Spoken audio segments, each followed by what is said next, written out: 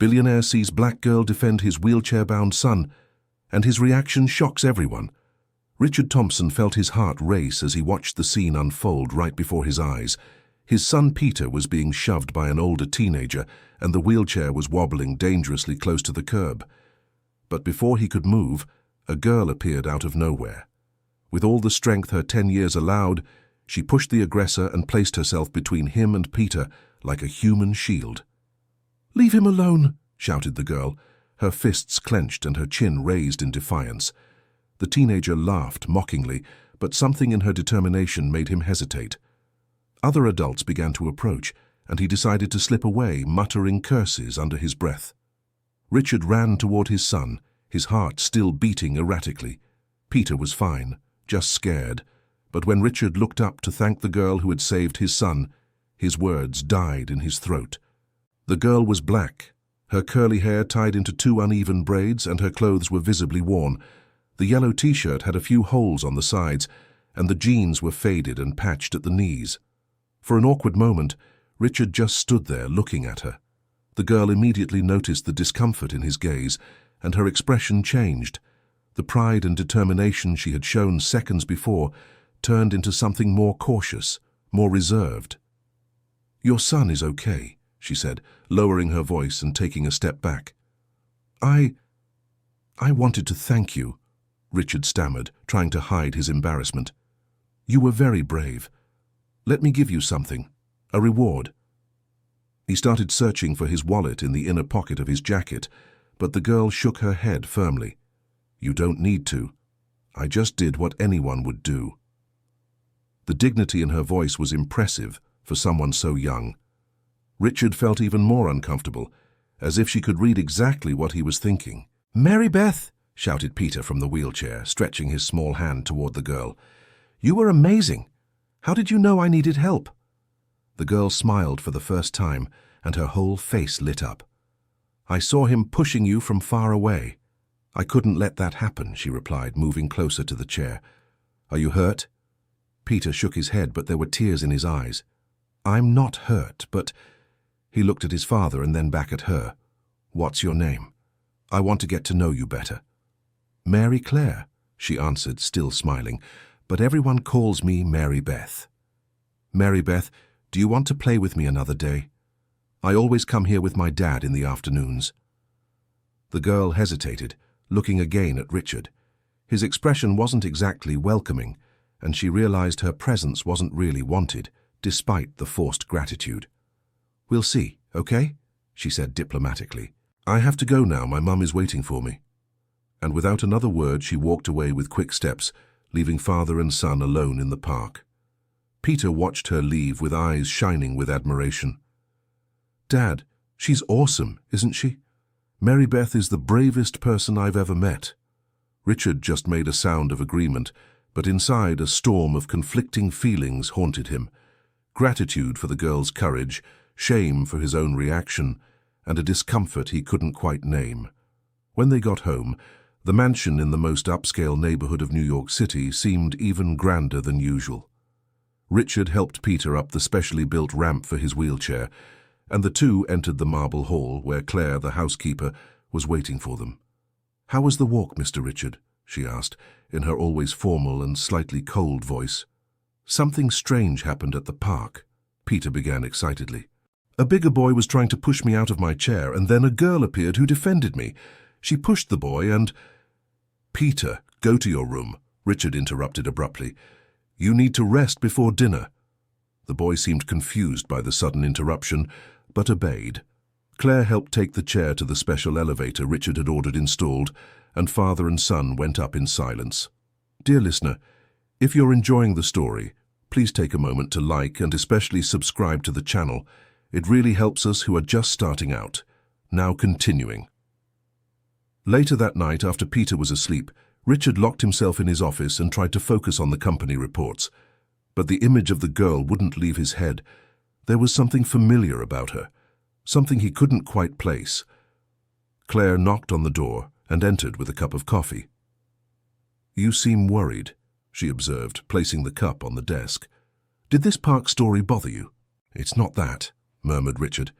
"It's just, That girl. There's something about her that seems familiar to me. A girl? Claire raised her eyebrows. You didn't tell me a girl was involved. She's the one who saved Peter. A girl about 10 years old, black with braids. Richard stopped, seeing Claire's expression change subtly. Braids? Simple clothes? Asked the housekeeper in a cautious tone. Yes. Why? Do you know someone like that? Claire hesitated for a moment, as if weighing her words. She might be the daughter of one of the street vendors who work in the neighborhood parks. They often take their children to work with them. Richard nodded, but the answer didn't completely satisfy him. There was something more, something Claire wasn't saying. The next morning, Peter woke up talking about his brave friend and asking when they could go back to the park. During breakfast, he told the story at least 3 times to different staff members, each time with more details and enthusiasm. Dad, why didn't you invite Mary Beth to come here to our house? Asked Peter, while Richard helped him get dressed. Peter, we don't know this girl. We don't know who her parents are, where she lives. But she saved me, the boy protested. She's good, I know she is. Richard sighed. How to explain to an 8-year-old boy the complexities of social prejudices? How to say that he himself felt uncomfortable with the idea of bringing his family closer to someone from such a different social class? We'll see, son. Maybe she'll show up at the park again. But Richard secretly hoped that wouldn't happen. Life was complicated enough without having to deal with these awkward situations. In the following days, Peter insisted on going to the park every afternoon, always looking for Mary Beth. She didn't show up on Monday, nor on Tuesday, nor on Wednesday. With each passing day, Peter grew more disappointed. Do you think she forgot about me? He asked on Thursday, while watching other boys play in the park. Maybe she has other things to do, replied Richard, secretly relieved. But on Friday, when they arrived at the park, there she was. Mary Beth was sitting on a bench a bit away, watching other children play. Next to her, a woman who was clearly her mother was selling cold water bottles from a cooler. Mary Beth, shouted Peter, waving enthusiastically. You came. The girl looked in their direction and waved back, but didn't get up. Peter insisted that Richard take him over there. As they got closer, Richard could get a better look at the woman with Mary Beth. She was tall and thin, with the same dark skin as her daughter, but there was a dignity in her posture that was striking. When she looked up and saw them approaching, her expression changed completely. Richard stopped in his tracks, feeling as if he had been punched in the stomach. He knew that woman, he knew her very well. Rosemary, he whispered, incredulous. The woman stood up slowly, her hands trembling slightly as she smoothed her simple skirt. Good afternoon, Mr. Richard, she said, her voice controlled but tense. Mom, do you know Peter's dad? Asked Mary Beth, confused. I do, replied Rosemary, without taking her eyes off Richard. I worked for his family for many years. The silence that followed was deafening. Peter looked from one adult to the other, sensing the tension in the air, but not understanding exactly what was happening. Mary Beth, did your mum work at our house? Peter asked innocently. She did, answered Mary Beth, a hint of sadness in her voice. But she doesn't anymore. Richard felt as if the ground was opening up beneath his feet. Rosemary had been the cleaner at the mansion for almost 5 years, a hard-working, honest woman who had always treated Peter with special affection, and she had been fired for... Dad, can I go play with Mary Beth? Asked Peter, oblivious to the emotional storm unfolding between the adults. Peter, I think we'd better go, Richard said quickly. But Dad, now, Peter. The disappointment on the boy's face was evident, but Richard couldn't stay there another second. The memories of the day he fired Rosemary came back like an avalanche, and he felt choked by shame. Bye, Mary Beth, said Peter sadly, as Richard began pushing the wheelchair toward the car. Bye, Peter, she replied, watching them walk away with an expression of understanding far too mature for her age. The whole way back home, Peter asked questions that Richard didn't know how to answer. Why did we have to leave so fast? Why did Mary Beth's mom stop working at our house? Why did you make that strange face? Peter, these are adult matters, was all Richard could say. But as he drove through the familiar streets of New York City, the memories he had tried to bury came flooding back with full force. It had been 6 months ago. Claire had sought Richard out in his office with a serious expression, carrying a leather purse that he immediately recognized as belonging to his wife, Helen. "Mr. Richard, I need to speak with you about a very serious matter," she had said. "What is it, Claire?" "It's about Rosemary. I caught her going through Miss Helen's things. When I asked her what she was doing, she got nervous and ran out of the room." "Going through them how?" "She had this purse in her hand. Claire had shown him the leather purse. And when I came in, she was looking inside it. I'm almost certain she was looking for money or jewelry." Richard had felt a mix of disappointment and anger. Rosemary had seemed so trustworthy, so honest. She took care of Peter as if he were her own son, always patient and affectionate. "Are you sure about this?" "Sir, I wouldn't make an accusation like this if I weren't sure. Rosemary has been acting a bit strange lately, always nervous. And yesterday I saw her on the phone talking about financial problems at home." Richard had called Rosemary in for a private conversation. She had categorically denied any attempt at theft, explaining that Claire had asked her to clean the master bedroom and that she was just putting away the purse that had fallen off the nightstand. But Claire had been so convincing, so specific in her details, that Richard ended up believing her. After all, Claire had worked for the family for more than 10 years, since before Peter was born. She had helped take care of the boy during the most difficult moments after the accident that left him paraplegic. And so, with a heavy heart, but convinced he was doing the right thing, Richard had fired Rosemary. She hadn't cried, hadn't begged, hadn't made a scene. She had simply nodded with dignity, asked to say goodbye to Peter, and left the mansion carrying only a small bag with her personal belongings. Peter had been inconsolable for days, asking where Aunt Rose was and when she would return. Richard had made up a story about her finding a better job in another city. Now, months later, discovering that Mary Beth was Rosemary's daughter created a knot in Richard's stomach that he didn't know how to untie. And even worse, the girl had saved Peter from a dangerous situation, showing a courage and character that Richard could only admire. When they got home, Peter was still visibly upset. During dinner, he barely touched his food, pushing the vegetables around his plate with his fork. "Peter, you need to eat," said Richard. "I'm not hungry." "What's going on?" "I wanted to play with Mary Beth, but you wouldn't let me. And you acted weird when you saw her mother." Richard sighed, searching for the right words. "Son, it's complicated." "Mary Beth's mother. We had some problems in the past." "What kind of problems?" "Work problems. Sometimes people—" Richard stopped, realizing he was about to repeat justifications he himself no longer fully believed. "People what, Dad?" "Sometimes people do wrong things, and then we have to make difficult decisions." Peter looked at him with that serious expression that sometimes scared Richard for being so mature for an 8-year-old. "Did Mary Beth's mother do something wrong?" "Claire said she did." "But what if Claire was wrong?" The question hit Richard like a shot. Since when had Peter become so perceptive?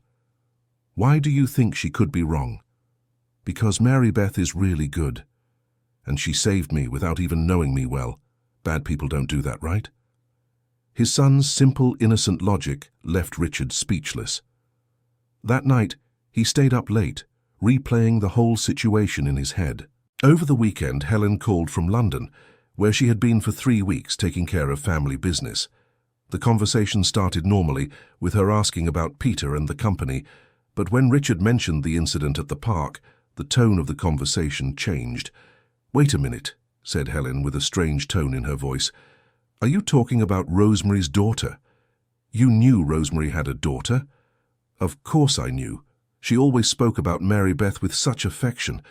A super smart girl who got excellent grades in school despite all the difficulties." "Helen, did you know I fired Rosemary?" There was a long silence on the other end of the line. "I knew. But Richard, I never agreed with that decision. Why did you never say anything?" "I tried. Do you remember I called the day after the firing? I said I had talked to Rosemary and was sure she hadn't done anything wrong." Richard vaguely remembered the conversation, but at the time he was so wrapped up in company problems that he had paid little attention to his wife's concerns. "Helen, do you really think I made a mistake?" "Richard, Rosemary worked in our house for 5 years. She took care of Peter as if he were family. She had access to our belongings every single day for all that time. If she had wanted to steal something, she would have had thousands of better opportunities." Helen's words echoed in Richard's head long after the call ended, and for the first time since firing Rosemary, he began to seriously question whether he had made the right decision. The following Monday, Peter woke up excited because it was the day to go to the park again. Throughout breakfast, he talked about the possibility of meeting Mary Beth again. "Dad, this time you'll let me play with her, right?" Richard didn't know what to say. On one hand, he felt he owed something to Rosemary and her daughter. On the other, the whole situation was too awkward. "Let's see if she's there first," he said diplomatically. When they arrived at the park that afternoon, Mary Beth was there again, but this time she was alone, sitting on the same bench where she had been with her mother, reading a book. "Dad, look, it's Mary Beth," shouted Peter. "Can I go talk to her?" Before Richard could answer, Peter was already trying to move his wheelchair toward her. Richard had to follow, more out of necessity than desire. "Hi, Mary Beth," Peter called out as they got close. She looked up from her book and smiled, but this time the smile was more cautious. "Hi, Peter, how are you?" "I'm good. What are you reading?" "It's a book about the human body," she replied, showing him the cover. "I got it from the school library." "That's cool. Do you like studying that kind of stuff?" "I do. I want to be a doctor when I grow up." Richard was surprised by the conversation. The girl spoke with an articulation and vocabulary that were impressive for her age. "A doctor?" asked Peter. "Like the doctors who take care of me?" "Yeah, but I want to especially take care of kids who have problems like yours." "Problems like mine?" "With your legs, you know. I've read that there are many new treatments that can help people walk better." Peter was silent for a moment, processing the information. "Do you think I can get better?" "I think there's always hope," Mary Beth replied seriously. "Doctors are discovering new things every day." Richard watched the conversation with a mix of admiration and discomfort. There was a maturity in the girl that was both impressive and touching, and the way she spoke to Peter was natural and respectful, without pity or condescension. "Mary Beth," said Richard, finally finding the courage to speak, "where is your mother today?" "She's working. She found a job with a family in the Upper East Side." "And you're alone?" "No, I stay at school until 5. Then I come here to do homework and read until she finishes work." "Does your mother come to pick you up?" "No, we meet at the bus stop on the corner at 6:30. Richard looked at his watch. It was 5:15. The girl would be there alone for over an hour.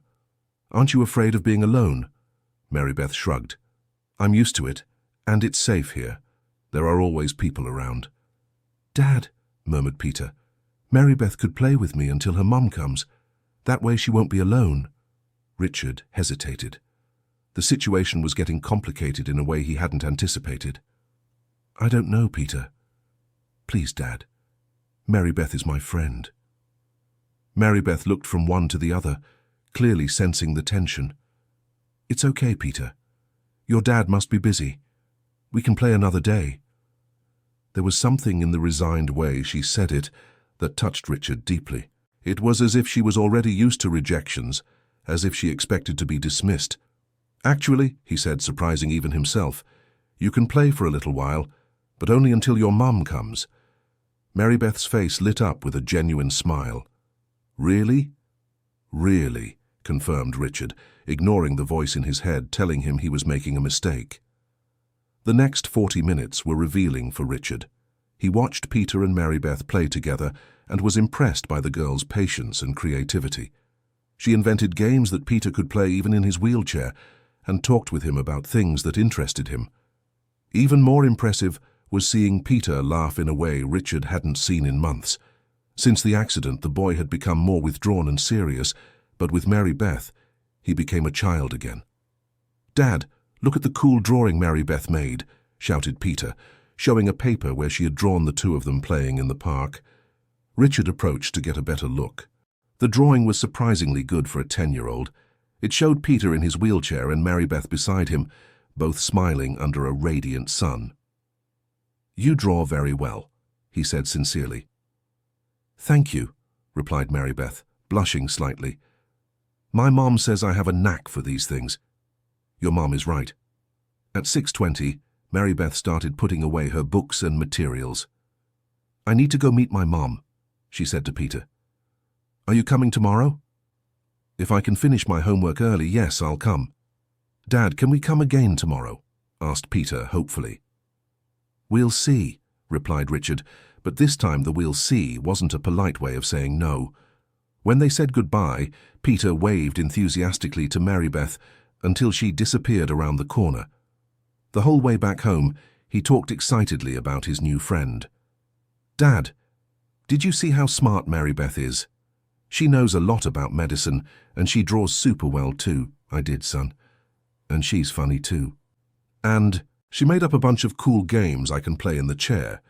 Yeah, she seems like a special girl." "Dad," Peter hesitated before continuing, "why don't you like her mom?"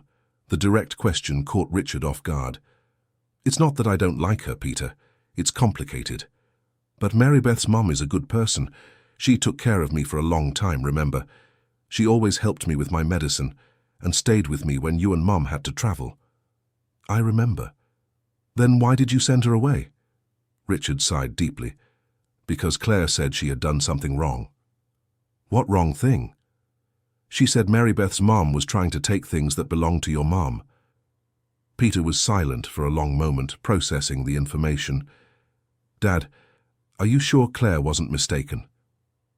"Why do you think that?" "Because Aunt Rose never took anything that wasn't hers. Once I dropped my toy car behind her desk in the office, and she said she couldn't get it because it was a place she wasn't supposed to touch. She asked you to get it when you got home."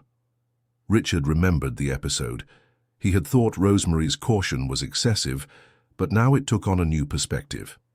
"And another thing," Peter continued, "Claire always made a face when Aunt Rose played with me. She didn't really like Aunt Rose, did she?" Once again, his son's perceptiveness surprised Richard. He really hadn't noticed the tension between the two employees, but now that Peter mentioned it, some situations came back to his memory.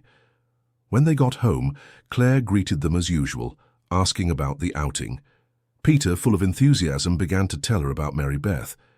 "Dad let me play with Mary Beth today. She's super cool and draws really well and wants to be a doctor and—" Richard watched Claire's expression change subtly as Peter spoke.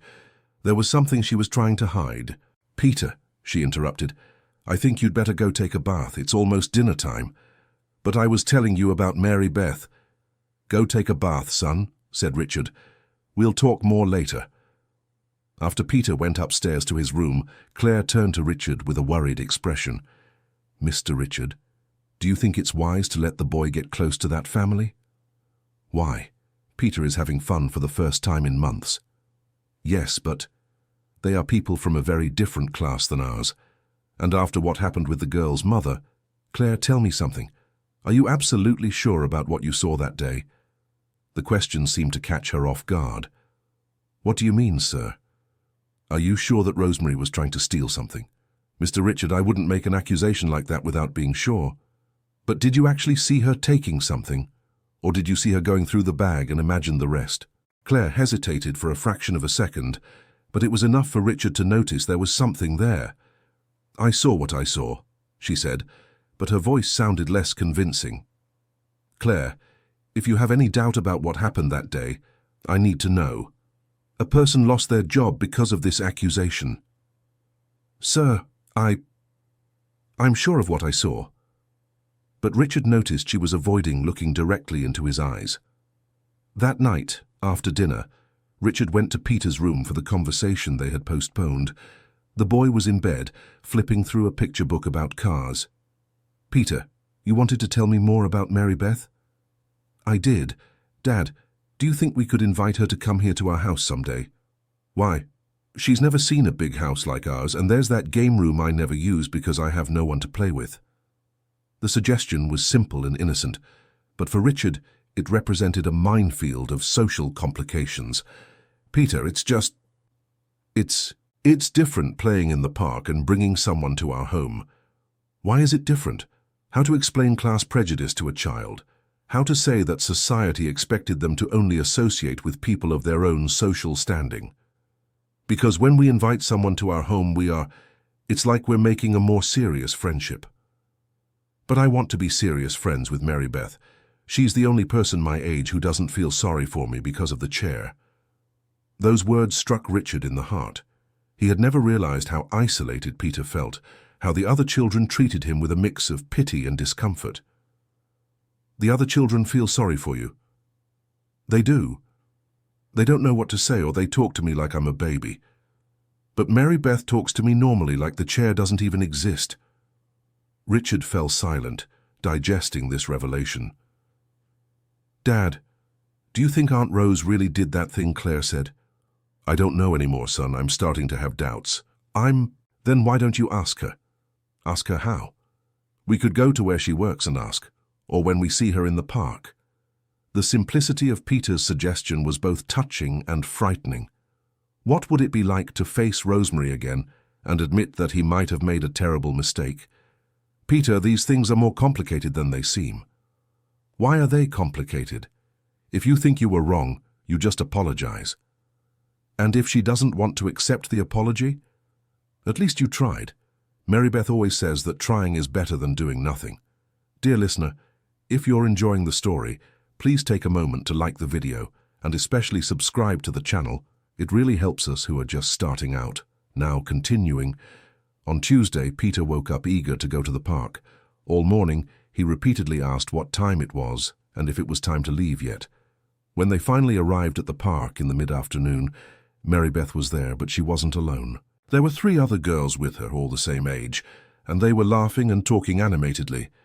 Peter was visibly disappointed to see his special friend wasn't alone. "Dad, do you think Mary Beth still wants to play with me?" he asked, unsure. "Let's find out," replied Richard, pushing the chair towards the group. When Mary Beth saw them approaching, her face lit up. "Peter!" she called, waving enthusiastically. "Come here. I want you to meet my friends." The other girls looked at Peter with curiosity, but without the discomfort he was used to seeing on other children's faces. "Girls, this is Peter, the boy I told you about," said Mary Beth. "Peter, these are Jessica, Camilla, and Bianca." "Hi," said Peter timidly. "Hi, Peter," they replied in unison. "Mary Beth said you're super cool." "She did?" "Yeah. She said you know a lot about cars and that you're really funny." Peter looked at Mary Beth with surprise and gratitude. She had spoken about him to her friends as if he were a normal, interesting person and not an object of pity. "We were organizing a theater game," explained Mary Beth. "Do you want to join?" "Theater? But I can't move around much." "You don't need to. We're going to do a play where you are the narrator. You sit in the middle and tell the story, and we act out the parts." "What story?" "The story of the brave boy who saved the kingdom," said Jessica. "But I'm not brave," protested Peter. "Of course you are," said Mary Beth. "You are brave every day. You leave the house, come to the park, talk to new people. That's being brave." Richard, watching from a distance, was moved to see his son being included so naturally and affectionately. For the first time since the accident, Peter was being treated like a normal child by other children. During the next hour, he watched the 5 youngsters create and perform an elaborate story about a magical kingdom where the wise narrator, Peter, guided the heroes on their adventures. Peter laughed so much that his cheeks turned red and his voice gained an animation that Richard hadn't heard in months. When it was time for the other girls to leave, they said goodbye to Peter with hugs and promises to play together again. "Tomorrow we can continue the story," said Camilla. "Yeah, and you can make up a new part," added Bianca. After they left, Mary Beth stayed a few more minutes with Peter, as had become their custom. "Mary Beth, thank you for including me in the games," said Peter. "Your friends are nice. They really are, and they liked you a lot." "They really did?" "Of course. Jessica said you have an amazing imagination, and Camilla thought the names you made up for the characters were super cool." Peter grinned from ear to ear. "Mary Beth, can I ask you a question?" "Sure. Why don't you feel sorry for me because of the wheelchair? Mary Beth looked at him with a serious, thoughtful expression. Because you are not the wheelchair. You are Peter. The chair is just something you use, like I wear sneakers to walk or you wear glasses to see better. But most people do. It's because they don't know. They think a wheelchair is a sad thing, but it's not. It's just a different way of moving. How do you know that? My mum taught me. She said everyone is different in some way, and that differences are what make people interesting. Richard, listening to the conversation, felt a pang of admiration for Rosemary's wisdom. How had she managed to raise such an understanding and mature daughter? My mum also said, Mary Beth continued, that the most special people are the ones who have been through difficulties and still remain good. Do you think I'm special? Very special. You are one of the nicest people I know. Peter beamed at the compliment, and Richard felt touched by the naturalness of the conversation between the two children. When Mary Beth left that day, Peter was visibly more cheerful than he had been in months. Dad, did you see how cool it was today? Mary Beth's friends are super nice too. I saw. You had a lot of fun. I did. And Dad, could we invite all of them to come over to our house one day? We have that big swimming pool I never use. Peter's suggestion was understandable, but for Richard it represented an even greater complication. Inviting one poor child was one thing, inviting an entire group was something completely different. Peter, that's a bit complicated. Why, Dad? The house is big, there's room for everyone. It's not a question of space, son. It's just that the families of these girls might not feel comfortable in a house like ours. Why not? How do you explain social class differences to an 8-year-old without sounding elitist or prejudiced? Because sometimes people feel out of place in environments that are very different from what they're used to. But Mary Beth didn't seem out of place when she talked to us. She spoke normally. Yeah, but our house is very big. It has a lot of expensive things. Dad, expensive things don't matter if we're having fun together.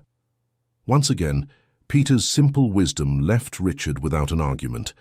How could a child have such a clear view of what really mattered in human relationships? That night, during dinner, Peter enthusiastically told Claire about his new friends. She listened with an increasingly worried expression. Peter, are these girls all from the same neighborhood as Mary Beth? She asked. I think so. Why? Just curious. But Richard realized it wasn't just curiosity. There was something in Claire's expression that bothered him. After Peter went to his room, Claire sought out Richard in his office. Mr. Thompson, may I speak with you? Of course, Claire, what is it? It's about these friendships of Peter's. I'm worried. Worried about what? Peter is more excited than he's been in months. Yes, but, sir, these families might be trying to take advantage of the situation. What do you mean? You are a very rich, very generous man. These people might see an opportunity. An opportunity for what? To get favors, money, maybe even a position at the company. Claire, these are 10-year-old children playing in the park. There's no exploitation in that. Sir, I've worked with wealthy families for a long time. I've seen this kind of situation before. It starts with the children, but then the parents show up with requests, needs. Richard fell silent, considering Claire's words. Could she be right? Was Rosemary somehow orchestrating her daughter's approach to gain some benefit? But even as he considered the possibility, something didn't add up. Rosemary had had several opportunities to approach Richard at the park, but she always kept her distance, and Mary Beth seemed genuinely interested in her friendship with Peter, without ulterior motives. I'll keep an eye on the situation, he said finally. Sir, perhaps it would be better to find other activities for Peter. There's that club for special children that... Claire, Peter is happy. For the first time in months, he's truly happy. I'm not going to take that away from him unless I have a very good reason. Claire nodded, but Richard could tell she wasn't satisfied with the answer. On Wednesday, when they arrived at the park, an unexpected scene awaited them. Mary Beth was there, but she was crying, sitting alone on a bench. Peter was immediately alarmed. Dad, there's something wrong with Mary Beth, he said. Richard quickly pushed the wheelchair in her direction. As they got closer, they could see she had a small cut on her knee and her t-shirt was torn. "Marybeth, what happened?" Peter asked as soon as they were near. She looked up with red, tearful eyes. "Peter!" She tried to compose herself, wiping her tears with the back of her hand. "Are you hurt?" Richard crouched down beside the bench, examining the cut on her knee. "This needs to be cleaned." "It's nothing," she murmured. "Of course it's something." "What happened?" Marybeth hesitated, looking from Peter to Richard. "Some older boys. They were bothering me when I was coming here." "Bothering how?" "They—" She hesitated, clearly reluctant to tell them. "They kept saying things because they saw me playing with you guys yesterday." "What kind of things?" Richard's voice grew harder. "They said I was trying to act rich, that it wasn't the place for someone like me to be playing with people like you." Richard felt anger growing in his chest. "And then? I told them it was none of their business, that we were just playing. Then they pushed me and I fell. Where are these boys now?" "They left when they saw more people arriving at the park." Peter was visibly upset. "Marybeth, did they hurt you on purpose?" "It wasn't that bad, they just pushed me, but—" She paused, tears welling up in her eyes again. "Maybe they're right. Maybe I shouldn't be playing with you guys." "No," Peter shouted. "They're wrong. You're my friend and I want to play with you." "But Peter, maybe it's better if I don't come here anymore. I don't want to cause problems for you and your dad." Richard looked at the girl, seeing not just the physical cut on her knee, but the emotional wounds those boys had caused. And suddenly something crystallized inside him. "Marybeth, listen carefully to what I'm going to tell you," he said, his voice firm but gentle. "Those boys are completely wrong. You have every right to be here, to play with whoever you want, to be friends with whoever you choose." She looked at him with surprise. "Are you sure?" "I'm absolutely sure. And you know what? I think it's time for me to do something I should have done a long time ago." "What, Dad?" asked Peter. "I'm going to look for your mother," Richard said to Marybeth. "I need to talk to her." "Talk about what?" "About a mistake I made. A very big mistake."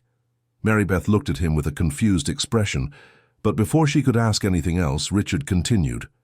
"But first, let's take care of this cut. There's a pharmacy right there on the corner." For the next 20 minutes, Richard tended to Marybeth's injury with the same care he would have given Peter. He cleaned the cut, applied antiseptic, and put on a bandage. Marybeth stayed quiet the whole time, clearly touched by the attention. "There," he said when he finished. "Now it's protected. But if it starts to hurt a lot or gets red, you ask your mother to take you to the doctor, okay?" "Okay, thank you, Mr. Richard." It was the first time she had called him by his name, and it had a strange impact on Richard. "Marybeth, where is your mother working now?" "At a family's house in the Upper East Side." "Why?" "I need to speak with her. Can you give me the address?" Marybeth hesitated. She won't get in trouble, will she?" "No, on the contrary. I need to apologize to her." "Apologize?" "It's a long story. But I promise I won't cause any trouble for your mother." Marybeth still seemed uncertain, but she ended up giving him the address. Richard carefully noted everything down in his phone. "Mr. Richard," she said after a pause, "can I ask you something?" "Of course." "Why do those boys think it's wrong for me to be friends with Peter?" The question was direct and honest, and deserved an equally honest answer. "Because some people think that people with more money should only be friends with other people who have a lot of money, and people with less money should only be friends with people like them." "But that doesn't make sense." "You're right. It makes no sense at all. What matters in friendship is if people like each other and care for each other, right?" "Exactly. And you and Peter clearly like each other and care for each other." Marybeth smiled for the first time since they had arrived. "It's true. Peter is my best friend. And you're his best friend too," said Peter, taking her hand.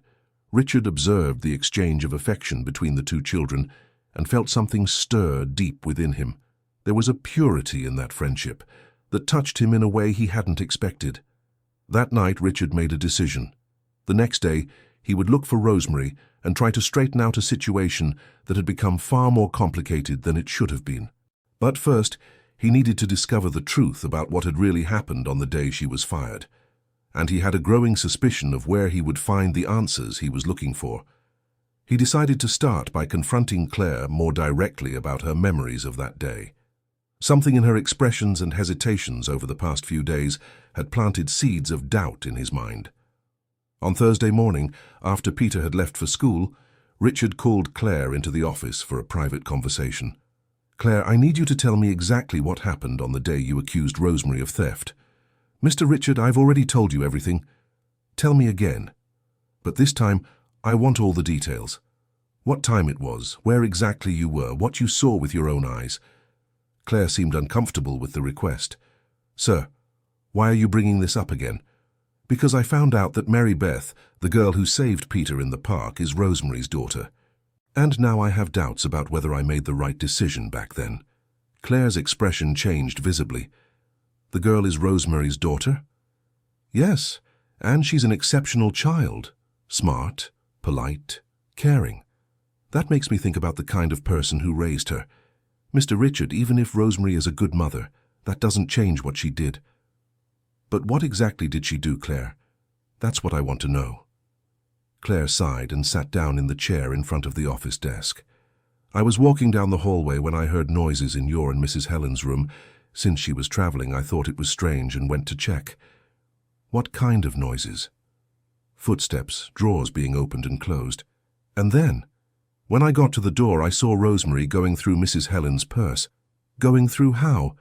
She was looking inside the purse." "And what did you do?" "I asked her what she was doing there." "And what did she say?"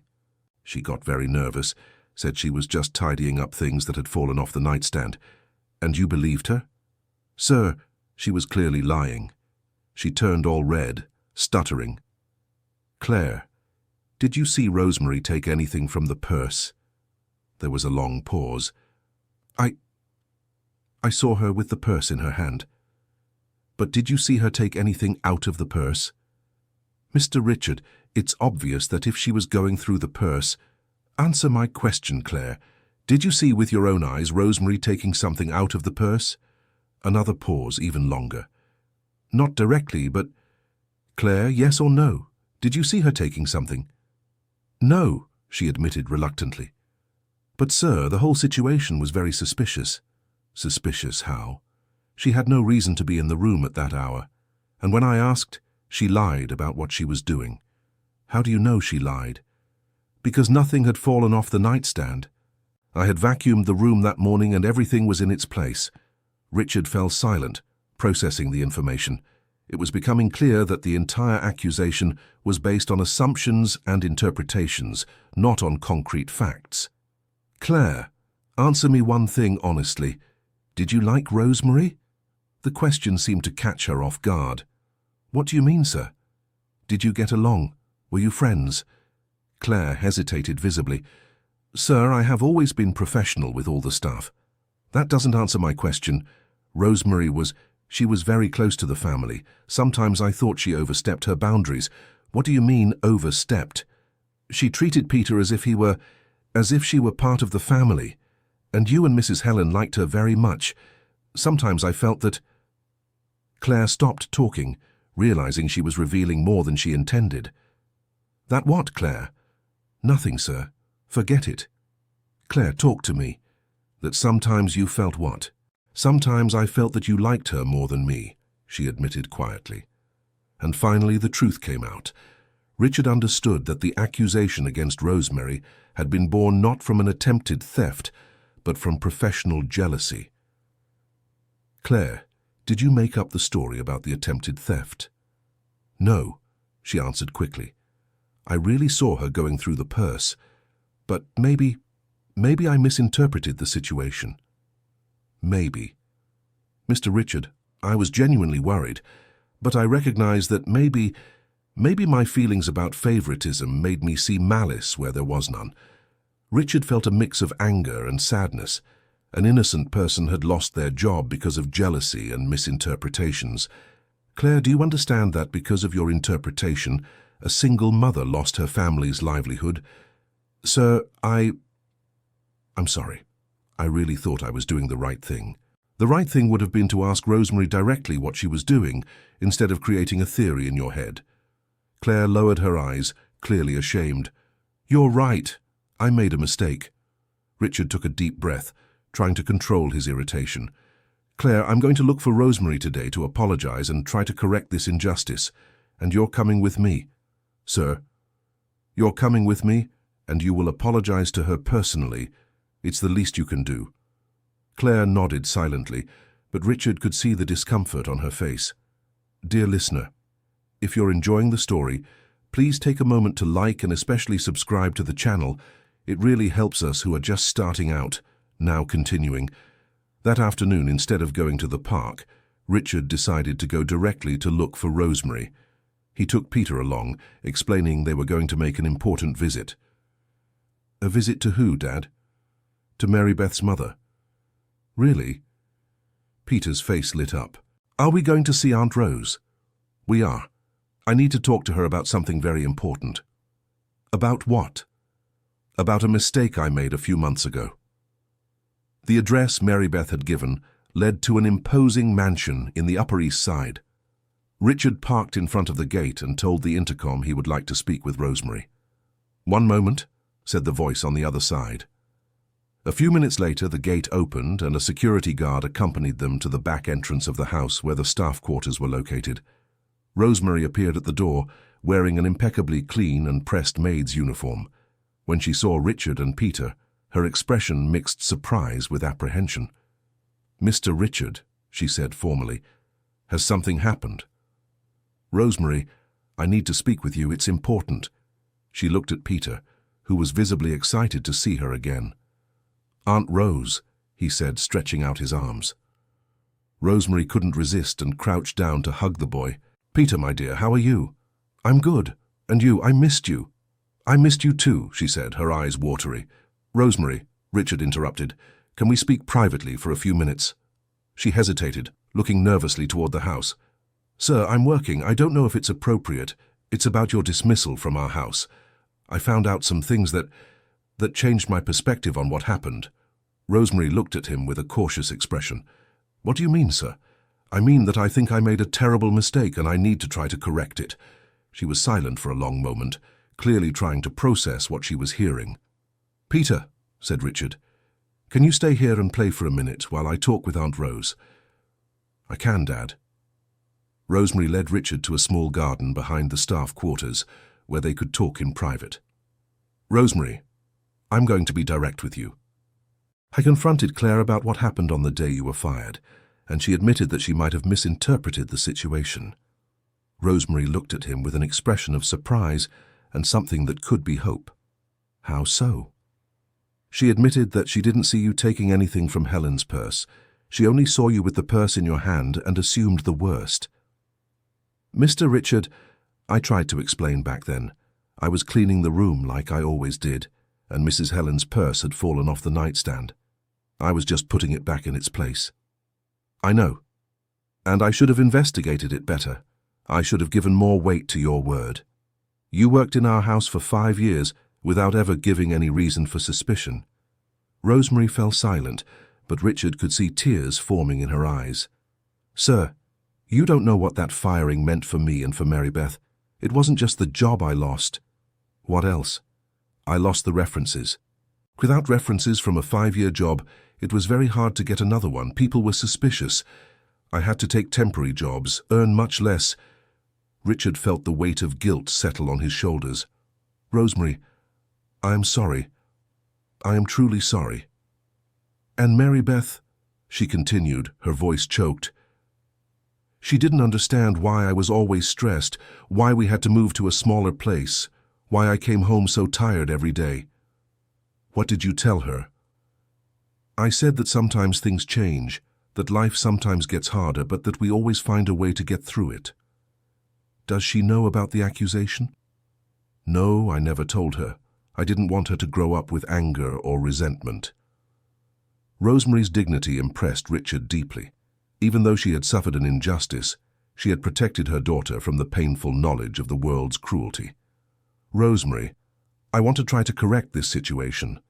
I can't undo what has already happened, but I can try to make it up to you somehow. How?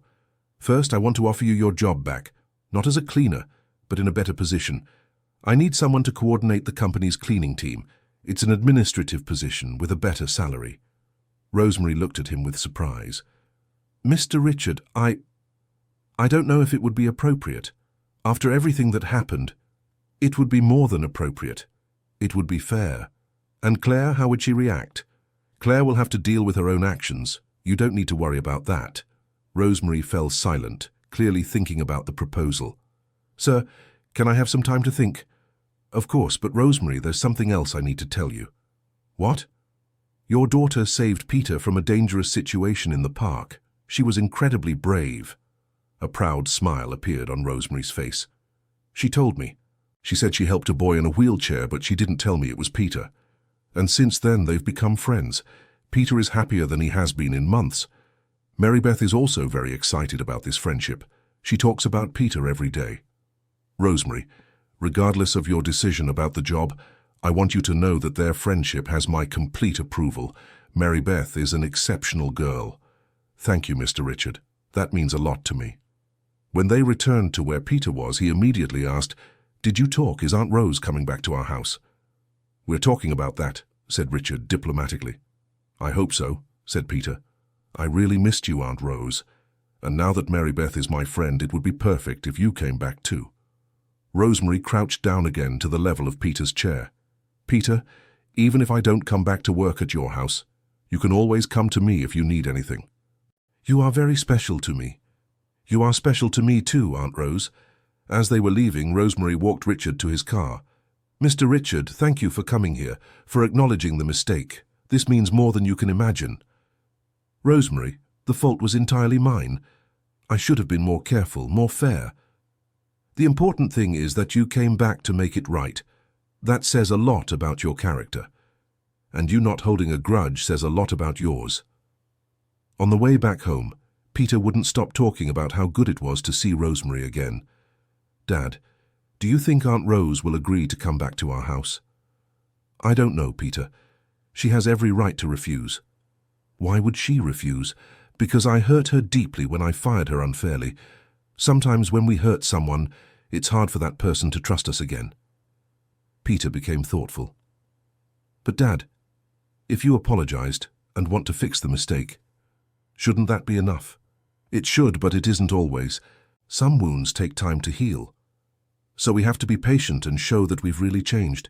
"Exactly." That night, Richard told Helen about his conversation with Rosemary. She listened to everything in silence, and when he finished, she sighed deeply.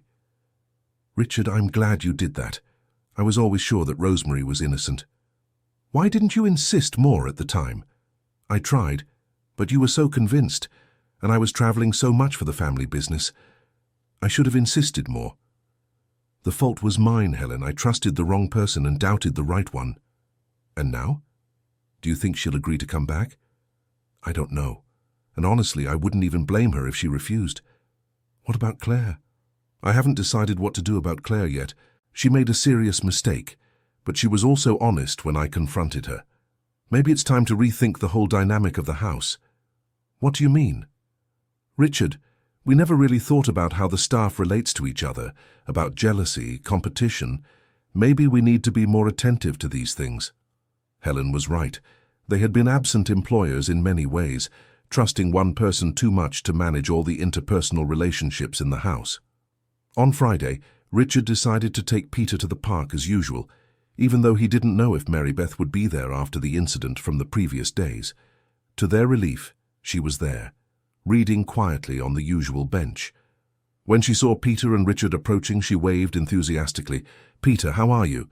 "I'm great, and you? Is your knee better?" "Yes, it hardly hurts anymore." She showed the bandage that Richard had put on. "Your dad took very good care of it." "Mary Beth," said Richard, "I need to tell you something important." "What?" "Yesterday I went to talk to your mother." Mary Beth's face showed a mixture of surprise and worry. "Talk about what? She didn't do anything wrong." "I know she didn't do anything wrong. That's exactly what I went to talk to her about." "What do you mean?"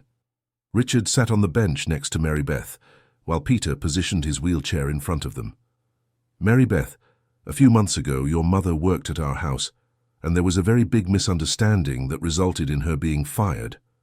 Was my mum fired? Yes, and I just found out she was fired unfairly because of a false accusation. Mary Beth fell silent, processing the information. What kind of accusation? Someone said her mother was trying to steal something, but that wasn't true. Of course it wasn't true, Mary Beth exploded. My mum would never steal anything from anyone. I know that now.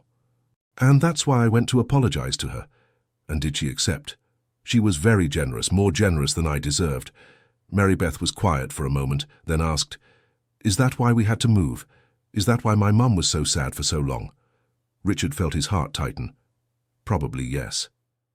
And is that why she had to take those awful jobs, where she came home exhausted every day? Yes. Tears began to form in Mary Beth's eyes. You made my mum suffer because of a lie. The girl's direct accusation hit Richard like a punch in the stomach.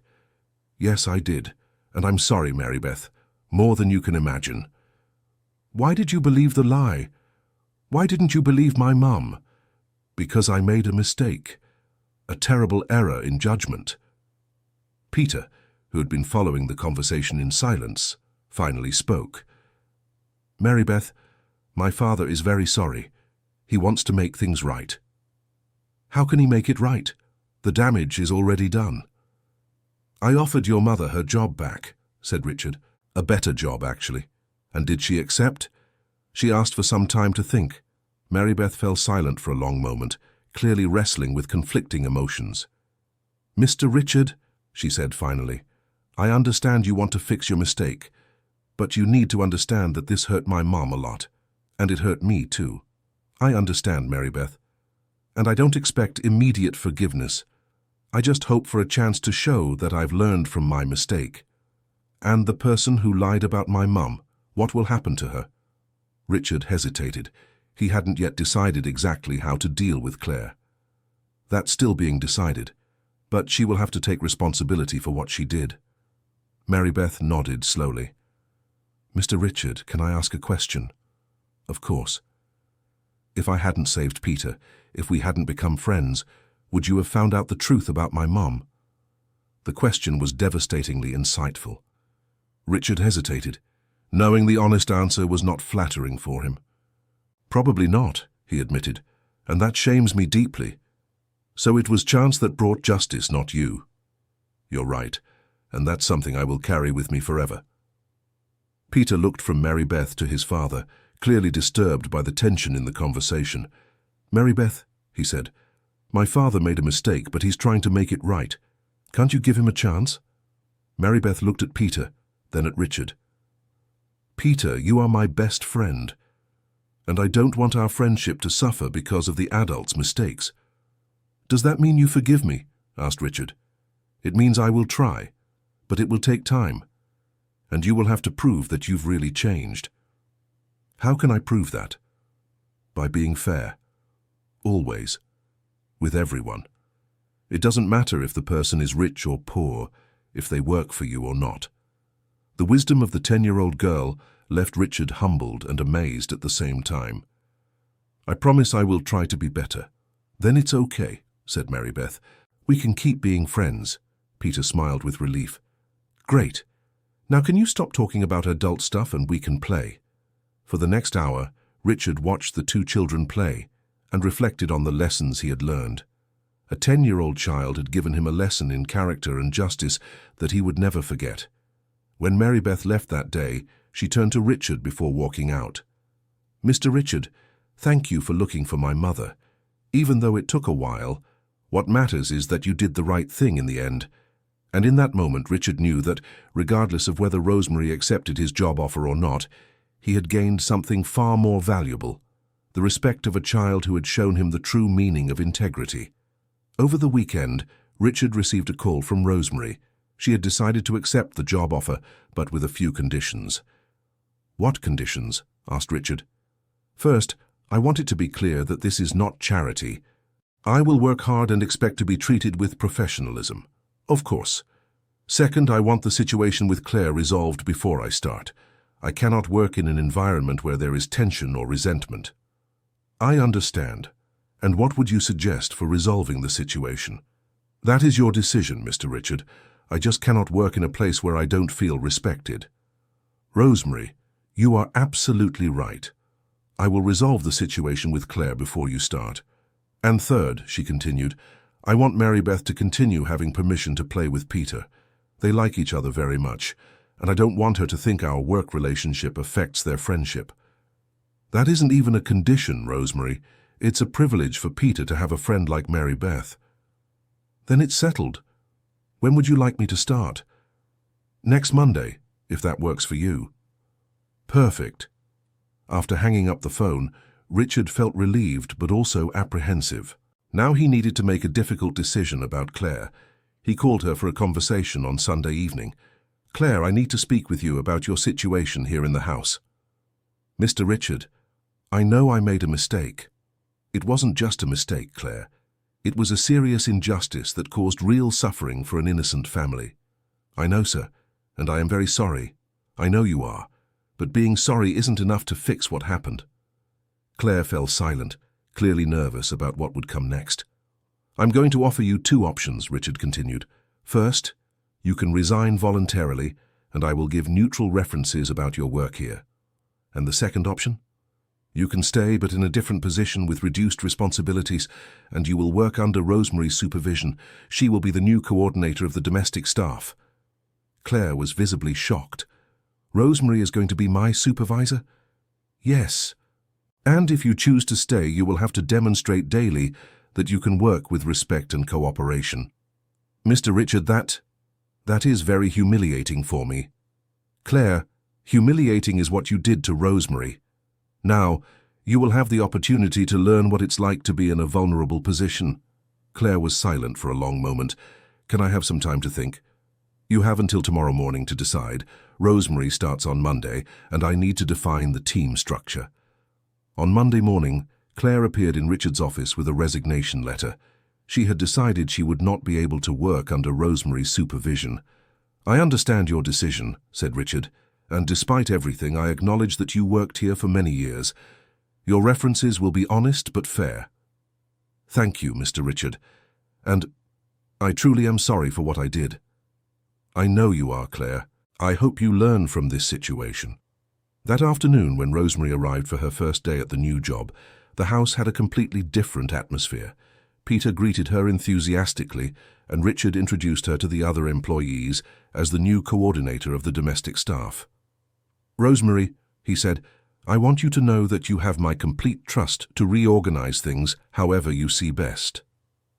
Thank you, Mr. Richard. I will do my best. I know you will. That afternoon, when they went to the park, Peter could barely contain his excitement. Mary Beth, guess what? Your mum came back to work at our house. She came back. Mary Beth's face lit up. Really? Really? And now she's the boss of everyone. Mary Beth looked at Richard with an expression of gratitude and surprise. Thank you, Mr. Richard. Don't thank me, Mary Beth. Your mum deserved this opportunity from the start. And what happened to the person who lied about her? She decided to look for another job. Mary Beth nodded, seeming satisfied with the resolution. Mr. Richard, can I ask you a favor? Of course. Can you ask my mum to come here to the park one day? I wanted you two to talk more like friends, not just as boss and employee. Mary Beth's suggestion touched Richard deeply. There was a generosity in the girl that was beyond her years. I would love that, Mary Beth. I'll ask your mum if she'd be up for it. She'll be up for it. My mum always says it's important to give second chances to people who are truly sorry. 3 weeks later, on a sunny Saturday afternoon, 4 people gathered in the park. Richard, Peter, Rosemary, and Mary Beth. Not as boss and employees, not as people from different social classes, but as 2 families who had found a way to connect through the pure friendship of their children. Peter and Mary Beth played on the wheelchair-accessible seesaw that the city had recently installed, while Richard and Rosemary talked on the bench. Rosemary, how did you manage to raise such a special daughter? Asked Richard. By trying to teach her that people are more important than things, that kindness is more valuable than money, and that it's always worth doing the right thing even when it's hard. She clearly learned those lessons well. And Peter has too. He's a child with a huge heart. You know, Rosemary, I've learned more about character in the last few weeks than I have in years. And it was a 10-year-old who taught me. Mary Beth has that gift. She sees the world very clearly, without the prejudices we adults develop. That's true, and she saved more than just Peter that day in the park. She saved our whole family from continuing to live superficially. Rosemary smiled. Mr. Richard, can I give you some advice? Of course. Stop blaming yourself so much for the past and focus on being better in the future. Mary Beth and Peter don't care about mistakes that have already been corrected. They care about the person you are today. Richard looked at the two children, who were now creating an elaborate story about pirates and treasure, with Peter as the wise captain and Mary Beth as the brave navigator. You're right. And you know what else? I've never seen Peter so happy. Mary Beth either. She woke up singing today because she knew they were going to play together. Rosemary, thank you for giving me a second chance. I know it wasn't easy. Mr. Richard, if I've learned anything in life, it's that holding a grudge only hurts the person holding it. And besides, Mary Beth wouldn't leave me alone if I didn't give a chance to her best friend's father. They laughed together, and Richard realized that for the first time in months, perhaps in years, he felt truly at peace. As the sun began to set, the two families prepared to leave. Mary Beth hugged Peter tightly. Tomorrow is Sunday, but we'll see each other again on Monday, right? Of course. And now that your mum works at our house, we can see each other more often. That's true. How lucky are we? Richard offered Rosemary and Mary Beth a ride, and on the way, Peter and Mary Beth made plans for the following week. Dad, said Peter as they were arriving home, do you think we can throw a birthday party for Mary Beth? Her birthday is next month. Of course, if she wants to. Of course I want to, shouted Mary Beth from the back seat. It's going to be the best party in the world. And Richard knew she was right. It would be the best party in the world, not because of expensive gifts or elaborate decorations, but because it would be a party made with genuine love, where people mattered more than appearances. 2 months later, Mary Beth's birthday party really happened, not at Richard's mansion as he had initially imagined, but in the park where it had all begun. It was a simple party, with a homemade cake made by Rosemary, soda in plastic bottles, and decorations made by the children themselves, but it was full of laughter, games, and genuine joy. Peter had insisted on organizing a theater performance as a gift for Mary Beth, with the help of other children from the park, who were now part of their circle of friends. Helen, who had returned from London the previous week, was moved to see her son so integrated and happy. Richard, she said to her husband during the party, look how Peter has changed. He's so much more confident, more cheerful. It's the power of true friendship, replied Richard. Mary Beth taught him that the wheelchair doesn't define who he is. And she taught you some lessons too, right? Many lessons. The most important one is that character has no social class, and that sometimes those who have the least are the ones who teach the most. During the party, Richard watched Mary Beth interacting with all the children present.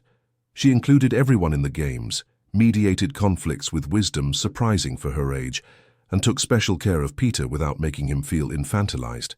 At one point during the party, while he was photographing the children, Richard noticed that Mary Beth was watching a younger girl who had arrived with her parents, but was too shy to join the games. What's your name? Mary Beth asked the girl. Sophie, she replied timidly.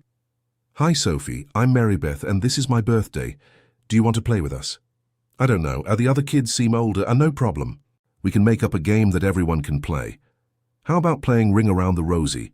And so Mary Beth organized a big circle with all the children at the party, from Sophie, who was 5, to the 12-year-old boys who had shown up to play. Peter was in the center of the circle, directing the songs and movements, and everyone sang and laughed together. Richard was moved to see how his daughter had developed this natural capacity for inclusive leadership. She not only made friends easily, but she created communities where everyone felt valued. Dad, Peter called him from the center of the circle, come play with us. Me? But I don't know. Everyone can join, shouted Mary Beth. Come on, Mr. Richard. And to his own surprise, Richard found himself in the middle of a circle of children, singing children's songs and laughing like he hadn't laughed in years. Helen joined them, then Rosemary, and soon all the adults present were taking part in the game. When the party was over and everyone was helping to clean up, Mary Beth approached Richard. "Mr. Richard, thank you for the coolest party of my life. Mary Beth, thank you for changing our lives." "I changed them? Completely. You taught us that the best things in life can't be bought." "And what are the best things in life?" "True friendship, kindness, courage to do what's right. Things you have in abundance." Mary Beth smiled and gave Richard a hug. "Mr. Richard, can I tell you a secret?" "Of course." "On the day I saw those boys pushing Peter, I could have pretended I didn't see it. It would have been easier. But my mom always taught me that when you see someone being mistreated, you have to act." "And you did?" "Yeah. And look at all the good that happened because of it. Peter became my best friend. My mom got a better job, and you learned to be fairer." "Do you think all of that happened because you were brave that day?" "I think good things happen when we make good choices, and choosing to help someone is always a good choice."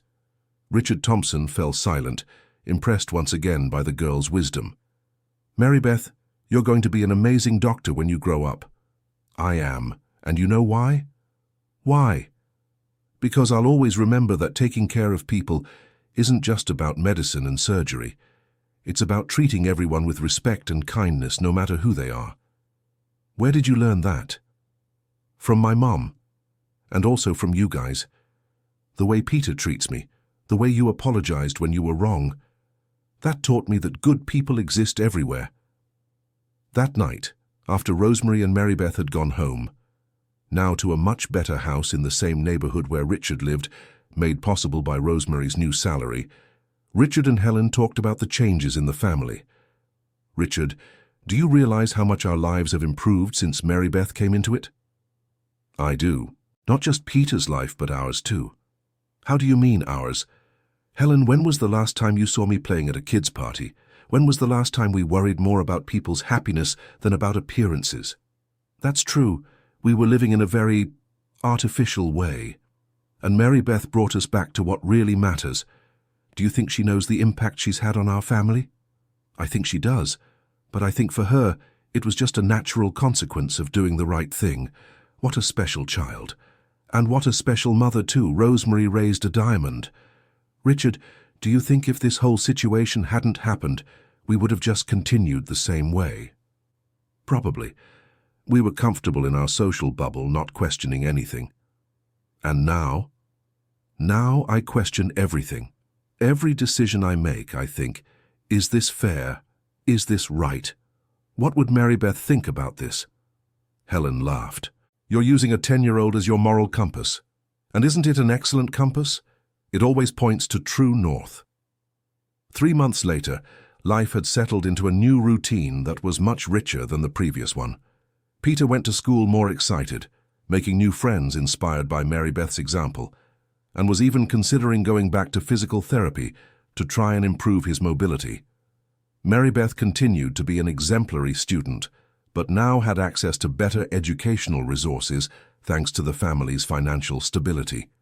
Rosemary had proven to be an exceptional household manager, organizing not only Richard's house, but also implementing improvements that benefited all the staff. But the most significant change was in Richard.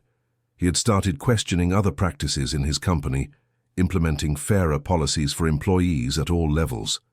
He created a scholarship program for employees' children and implemented a feedback system where anyone could report injustices without fear of retaliation. One day, during a board meeting, one of the partners commented on the changes.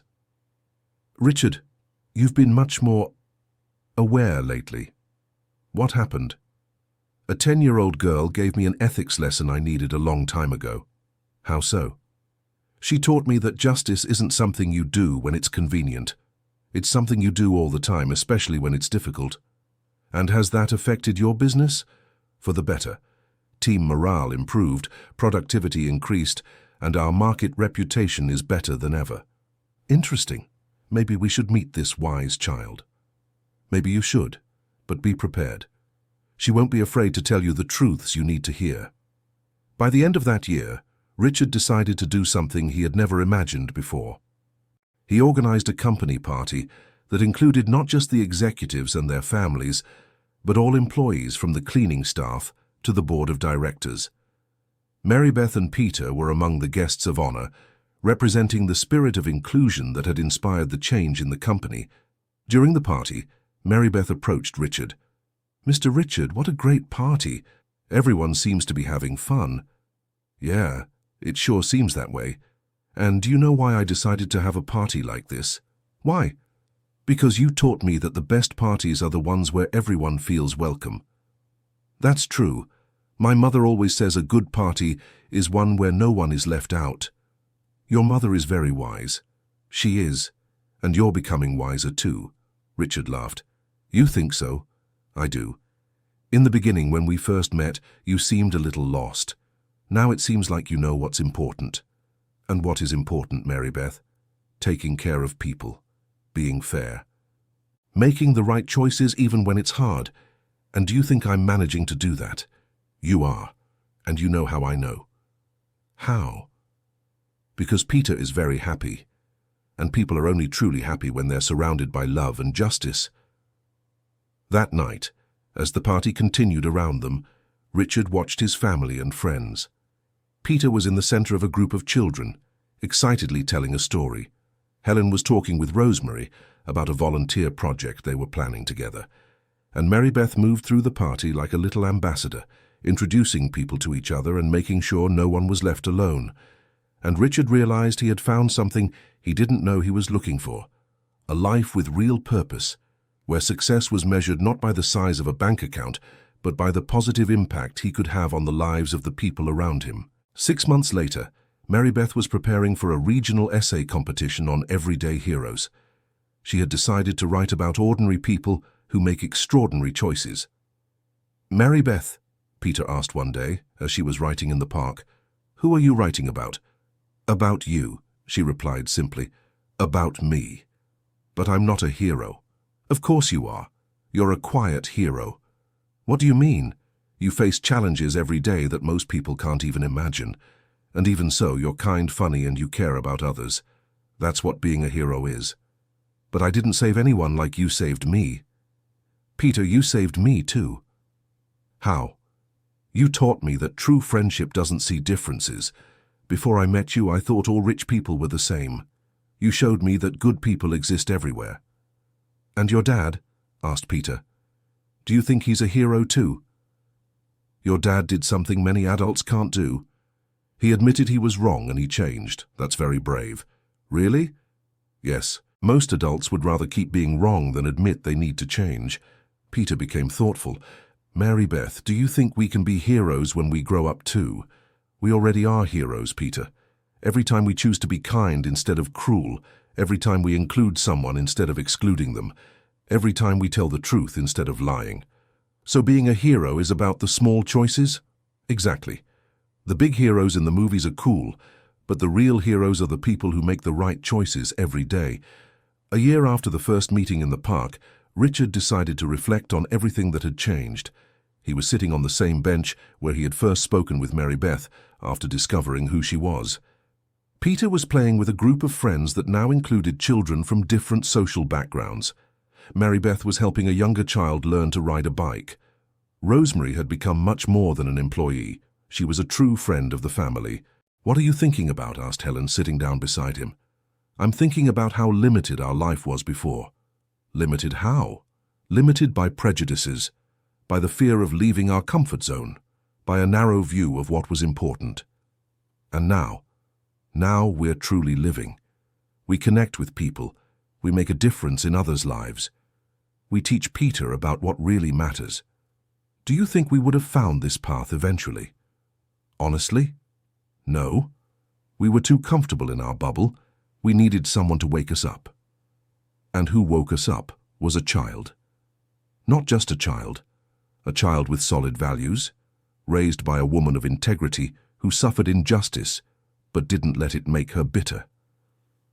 "Richard, do you ever regret how things were before?" Not exactly. I regret the mistakes I made, but I don't regret the journey that brought us here. Why? Because if we hadn't gone through all of that, we wouldn't have learned the lessons we needed to learn. At that moment, Marybeth approached them, beaming after having managed to teach the younger girl to balance on the bike. "Mr. Richard, Mrs. Helen, did you see? Anna managed to ride by herself." "We saw," replied Helen. "You are a very patient teacher." "It's just that I remembered when my mother taught me.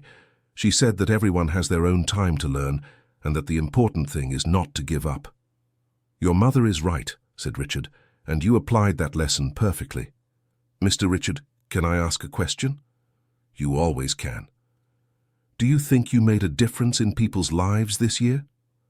The question took him by surprise. "Why do you want to know that?" "Because at school we're studying social impact, and I think you've changed a lot." "How so?" "Before you only worried about people like you, now you worry about everyone. And you think that's important?" "Very important. Because when people who have power care about those who don't, the world becomes fairer." Richard was impressed once again by the girl's insight. "Marybeth, what do you want to be when you grow up? Besides a doctor, I mean." "I want to be someone who makes a difference, like you are doing now." "Like me?" "Yes. You are using the power you have to help other people. That's what important people should do." "And you think I'm succeeding?" "Yes, you are. My mother told me about the changes at your company, about the scholarships you created, about how you're treating the employees better." "Your mother told you all that?" "She did. She says it's important for me to know when powerful people use their power for good." "And what else does your mother say about it?" "She says that real change happens when people change on the inside, not just on the outside, and that you have truly changed." 2 weeks later, Marybeth won first place in the writing competition. Her essay about everyday heroes had touched the judges with its maturity and depth of reflection. During the award ceremony, she was invited to read an excerpt from her essay to the audience. "Heroes aren't just people who save the world from evil villains," she read, in a clear, confident voice. "Heroes are ordinary people who make extraordinary choices every day. Like the boy who doesn't let his physical challenges define his personality. Like the father who admits his mistakes and works to correct them. Like the mother who doesn't let the injustices she suffered turn her into a bitter person. Heroes are people who choose kindness when it would be easier to choose indifference, who choose inclusion when it would be simpler to choose exclusion, who choose truth when it would be more convenient to choose a lie. The greatest heroes don't wear capes or have superpowers. They simply refuse to leave the world worse than they found it." The audience was silent for a moment after she finished, and then erupted in applause. Richard, who was in the audience with Peter, Helen, and Rosemary, felt tears in his eyes. "Dad," whispered Peter, "was Marybeth talking about us?" "She was, son. She was talking about all of us." "Does that mean we're heroes?" "It means we can choose to be, every day." After the ceremony, while they were celebrating at a nearby pizzeria, Marybeth turned to Richard. "Mr. Richard, thank you for inspiring me to write this essay. Marybeth, you've inspired me since the very first day." "So we inspired each other then?" "That's true, and you know what I learned from this?" "What?" "That the best lessons come from the most unexpected places, and that sometimes the teacher isn't the one with the most experience, but the one with the purest heart. And I learned that change is possible at any age, if a person truly wants it." Peter, who was listening to the conversation, joined in, "And I learned that true friendship can overcome any difference." Rosemary smiled at the three of them. "And I learned that justice sometimes takes time, but when it comes, it can bring more blessings than we can imagine." Helen, who had been quietly observing the conversation, finally spoke. "And I learned that a family can grow in ways we never expected." That night, as they were heading home, Richard reflected on the extraordinary journey that had begun with a moment of courage from a 10-year-old girl in a park. He thought about how a single act of kindness had created ripples that spread throughout his life, changing not only his perspective, but his actions, his priorities, and the very meaning of success. He thought about how Peter had transformed from an isolated, sad child into a confident and sociable one. How Rosemary had gone from being a victim of injustice to a respected leader. How Mary Beth had found opportunities she never would have had otherwise. And he thought about how he himself had discovered a better version of himself that he didn't even know existed. "Dad," said Peter as they were arriving home, "do you think we'll always be friends with Mary Beth?" "I hope so, Peter." "Why?" "Because she made our family better, and I never want to forget the lessons she taught us." "And what are the most important lessons?" "That being brave sometimes just means doing the right thing. That differences between people don't matter if we care about each other. And that apologizing when we're wrong is the bravest thing there is." Richard smiled, proud of his son's wisdom. "Those are very important lessons, Peter." "Dad, do you think one day I'll be able to teach these lessons to other people?" "I'm sure you will.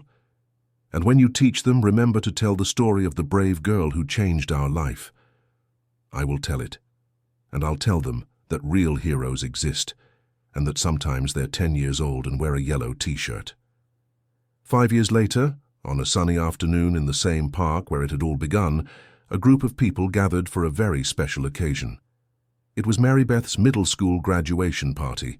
She had earned a full scholarship to one of the best private schools in the city. Peter, now 13 years old and walking with the help of canes, thanks to the physical therapy he had resumed, was standing next to his best friend. Richard and Helen were there, as was Rosemary, who had recently married a kind man who adored Mary Beth as if she were his own daughter. "I can't believe you're going to high school," Peter said to Mary Beth. "Me neither.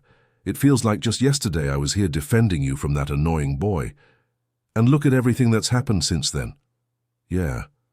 Sometimes I think about what would have happened if I hadn't helped you that day." "Why did you help?" asked Peter, a question he had never asked directly.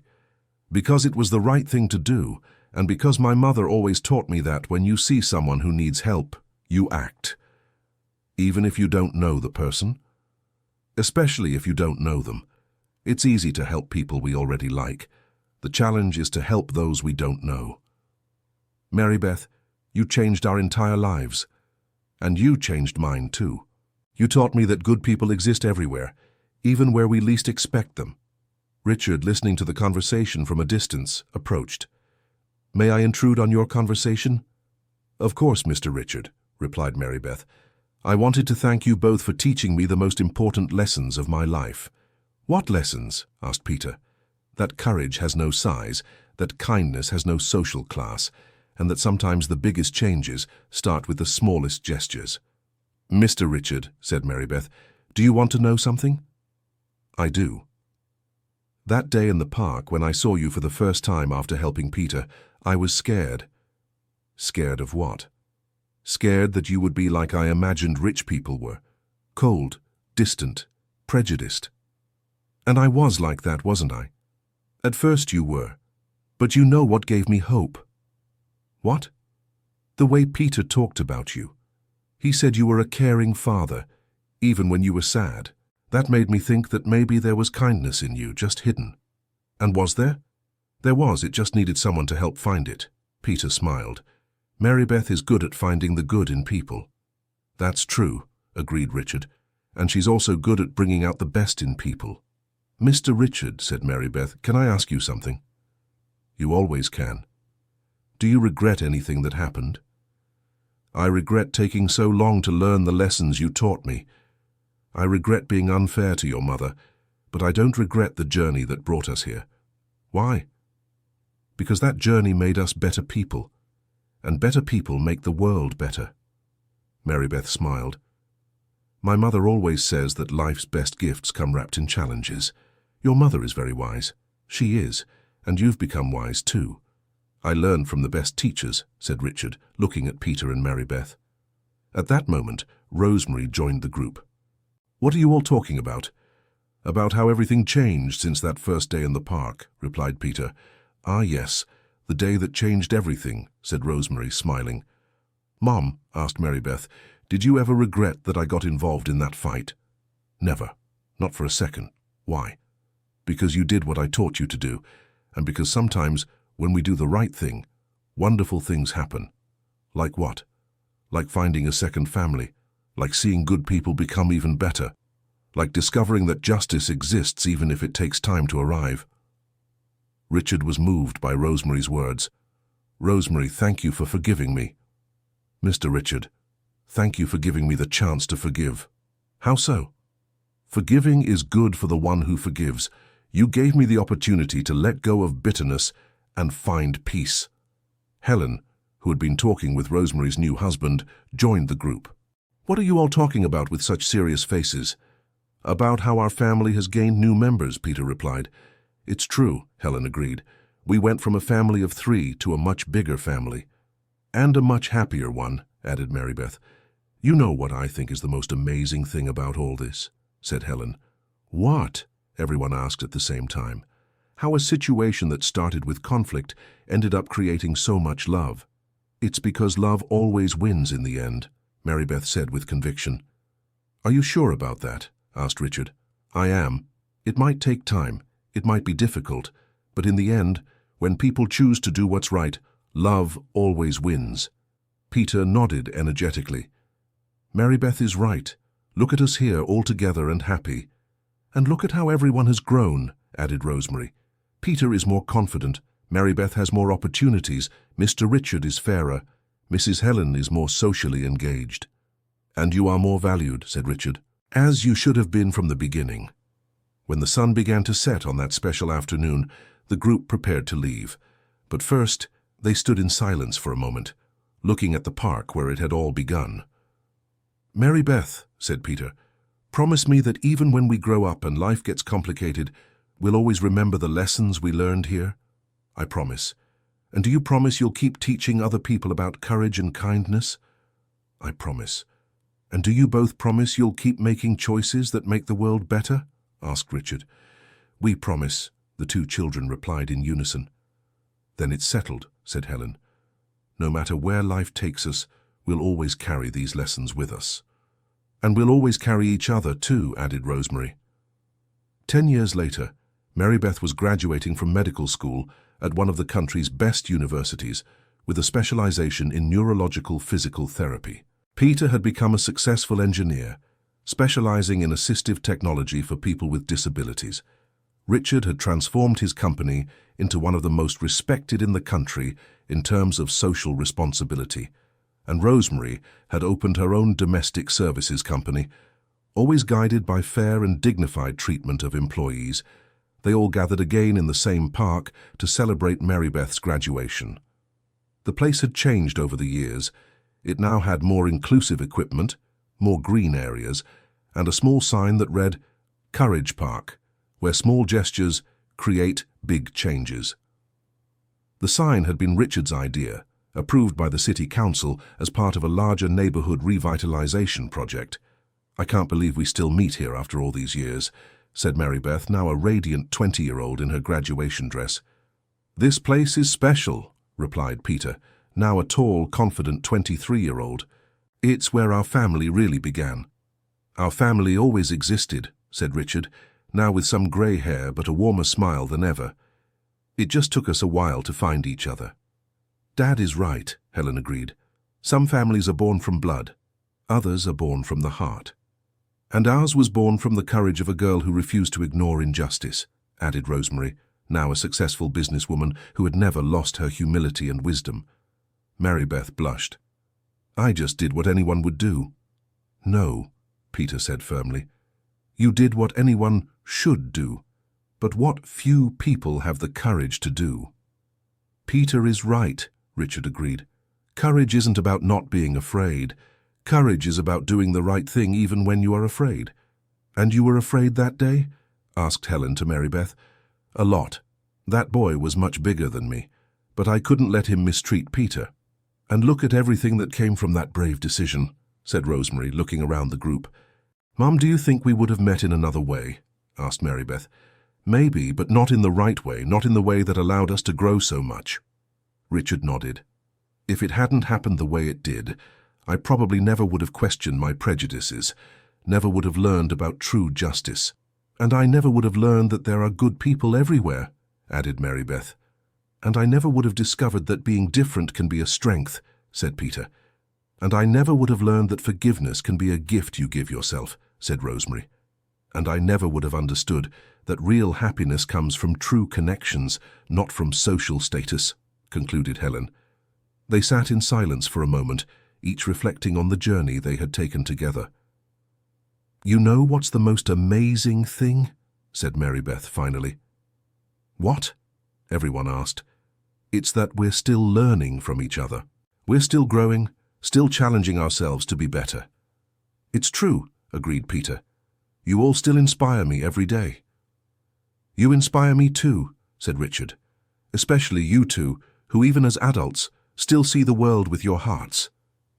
"Mr. Richard," said Mary Beth. She had never stopped calling him that, even after all the years. "Can I ask you a question?" "You always can." "If you could go back in time and change something from that time, would you change it?" Richard thought carefully before answering.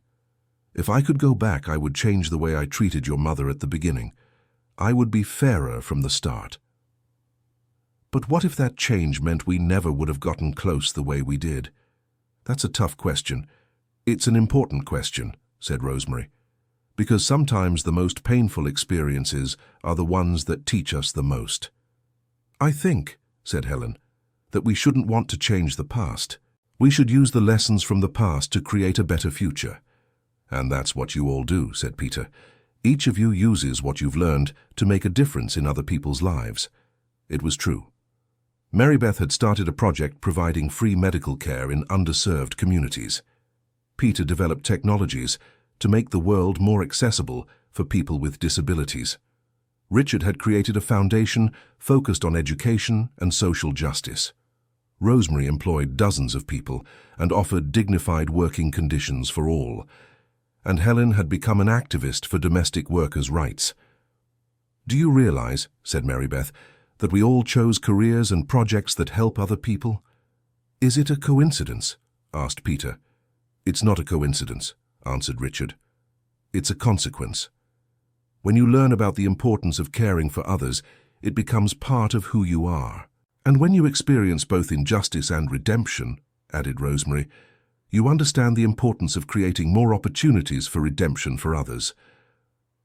At that moment, a small child ran through the park and tripped, falling and hurting his knee. Instinctively, they all moved to help, but Mary Beth got there first, kneeling beside the child and tending to the injury with the kindness and competence of a trained doctor. "There," she said to the child after cleaning and bandaging the scrape. "Now you can keep playing, but remember to be careful, okay?" The child nodded and ran back to his parents, who thanked her profusely. "Some reflexes never change," observed Peter, smiling. "Nor should they," replied Mary Beth. "Caring for others should always be our first instinct." "Like it was your first instinct that day 10 years ago," said Richard. "And look how that multiplied," added Helen. "One child caring for another child resulted in 5 adults dedicated to caring for many other people." "It's the cascade effect of kindness," said Rosemary. "Every act of kindness generates other acts of kindness." "Mom," said Mary Beth, "remember when I was little and you used to tell me that we plant seeds of kindness?" "I remember. Today I understand that day in the park was when we planted an entire forest." As the afternoon wore on and the time came for them to say goodbye, they followed another tradition that had emerged over the years. Each one shared a lesson they had learned recently. "I learned," began Peter, "that strength isn't about overcoming limitations. It's about redefining possibilities." "I learned," said Mary Beth, "that medicine isn't just about healing bodies. It's about healing whole people, including their dreams and hopes." "I learned," said Richard, "that true leadership isn't about having power over people. It's about using the power you have to lift people up." "I learned," said Helen, "that privilege isn't something to be ashamed of. It's something to be used responsibly." "And I learned," said Rosemary, "that forgiveness isn't about forgetting the past. It's about not letting the past define the future." After saying goodbye with long hugs and promises to meet again soon, each went their separate way. But they all carried with them not just the memories of that special day, but also the certainty that they were part of something bigger than their individual lives. 3 years later, in a public hospital in New York City, Dr. Marybeth Santos was finishing another shift when she received an unexpected visit. Peter, now an engineer recognized internationally for his innovations in assistive technology, was there accompanied by a child of about 8 years old in a wheelchair. "Marybeth," called Peter, and she turned with a radiant smile. "Peter! What a wonderful surprise!" She hugged her friend warmly.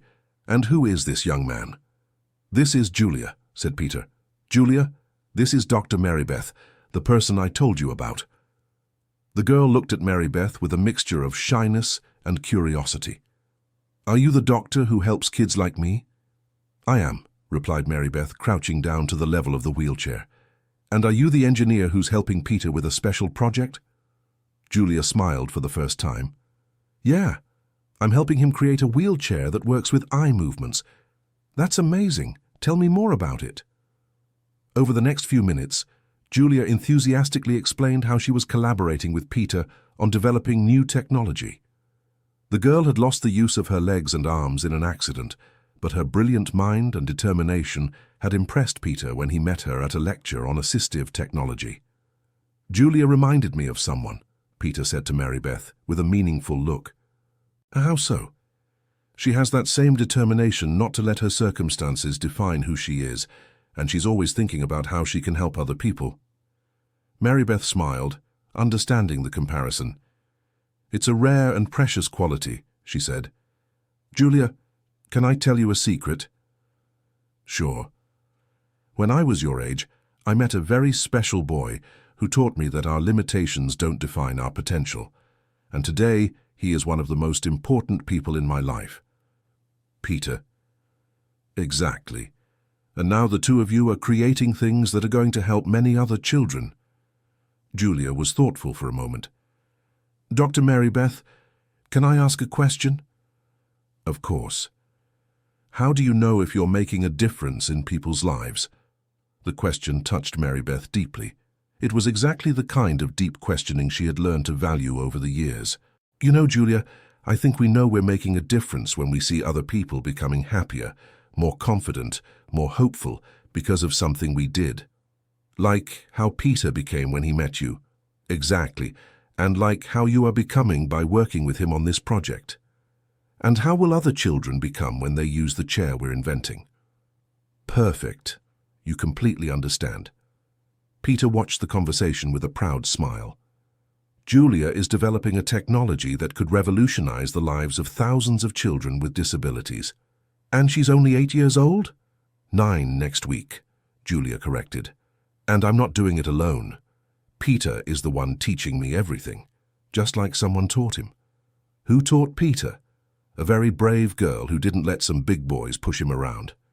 Marybeth looked at Peter with surprise. "You told her our story?" "I did, because she needs to know that big changes start with small acts of courage."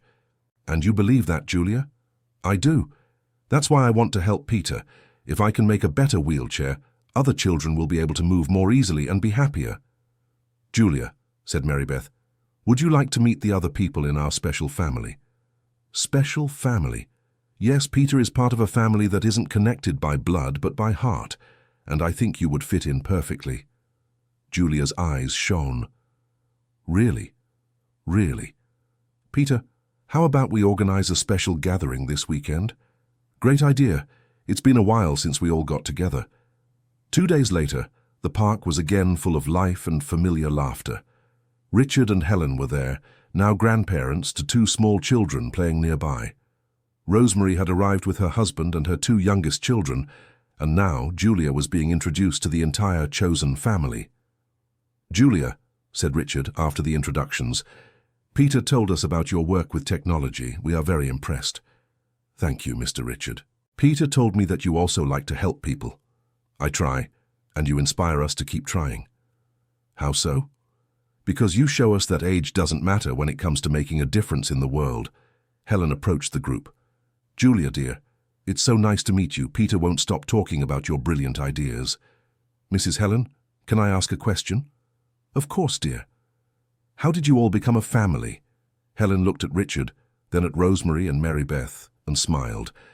"It started with an act of courage on an ordinary afternoon, and it grew because we all chose every day to care for each other. And now can I be a part of it too? You already are, said Marybeth, hugging Julia. From the moment you decided to use your intelligence to help other children, while the children played, the adults sat on the familiar benches to talk. It's amazing how history repeats itself, commented Rosemary. Another special child coming into our lives. And once again through Peter, added Richard. He really has a gift for attracting extraordinary people. It's not him who attracts, said Marybeth. It's the love and acceptance he learned to offer. That naturally attracts people who value those qualities. Marybeth is right, agreed Helen. Peter has become a magnet for good people because he himself became a good person. And do you think Julia will follow the same path? Asked Rosemary. I'm sure, replied Peter, who had approached to listen to the conversation. She's already thinking about how she can use the technology we're developing to create opportunities for other children. How so? She wants to create a program where children with disabilities can test and give suggestions about assistive technologies. She says that the user is the one who best knows what needs to be improved. What a fantastic idea, exclaimed Marybeth. And she wants it to be free for all families regardless of their financial situation. Of course she does, said Richard Thompson, smiling. Generosity attracts generosity. At that moment, Julia quickly approached, or rather, she quickly approached in her wheelchair. Guys, I had an idea. What idea? Everyone asked at the same time. We could host an event here in the park to present the technologies that Peter and I are developing. That way other families can learn about them, and other kids can give suggestions. Julia, that's brilliant, said Helen.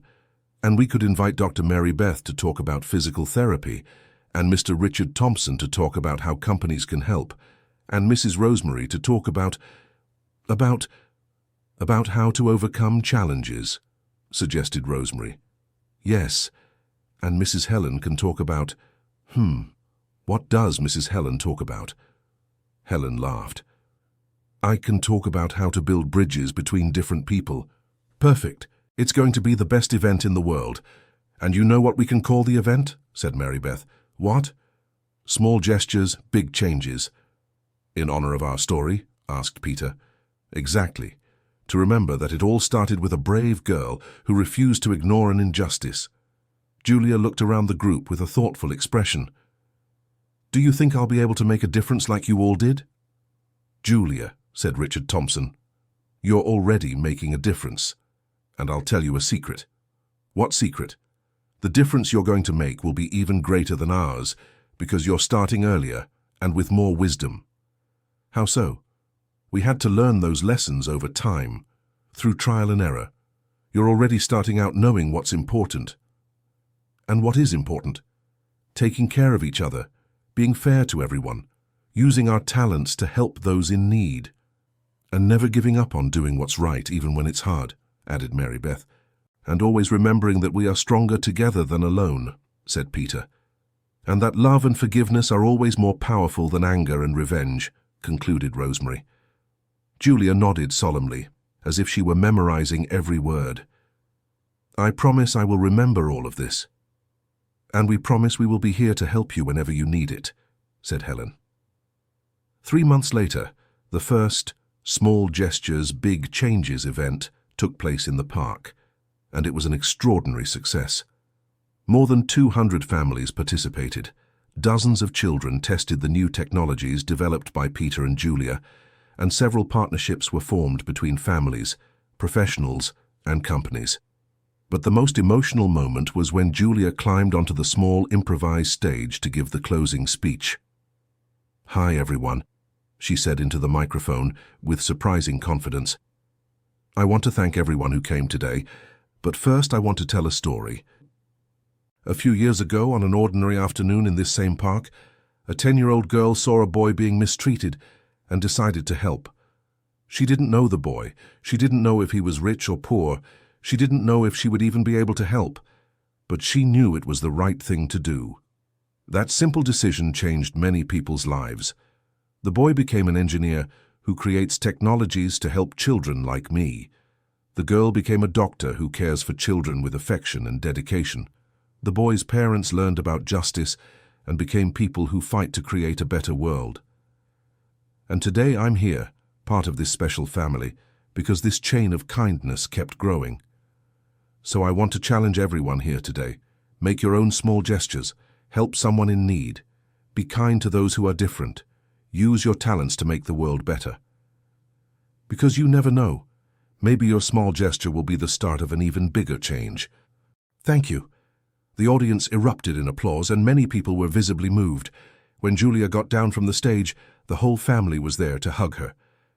"Julia, what an incredible speech," said Mary Beth. "Where did you learn to speak like that?" asked Peter. "From you," she replied simply. "I just repeated the lessons you taught me." "But you said it in a way that reached everyone's heart," observed Helen. "That's because I truly believe it. You showed me that these things really work." Richard Thompson crouched down to the level of Julia's chair. "Julia, do you know that today you became a leader?" "What do you mean?" "You inspired all these people to want to make a difference. That's true leadership. But I'm only 9 years old. And Mary Beth was only 10 when she changed our lives. Age doesn't matter when your heart is in the right place." After the event, while they were organizing the materials, a woman approached the group.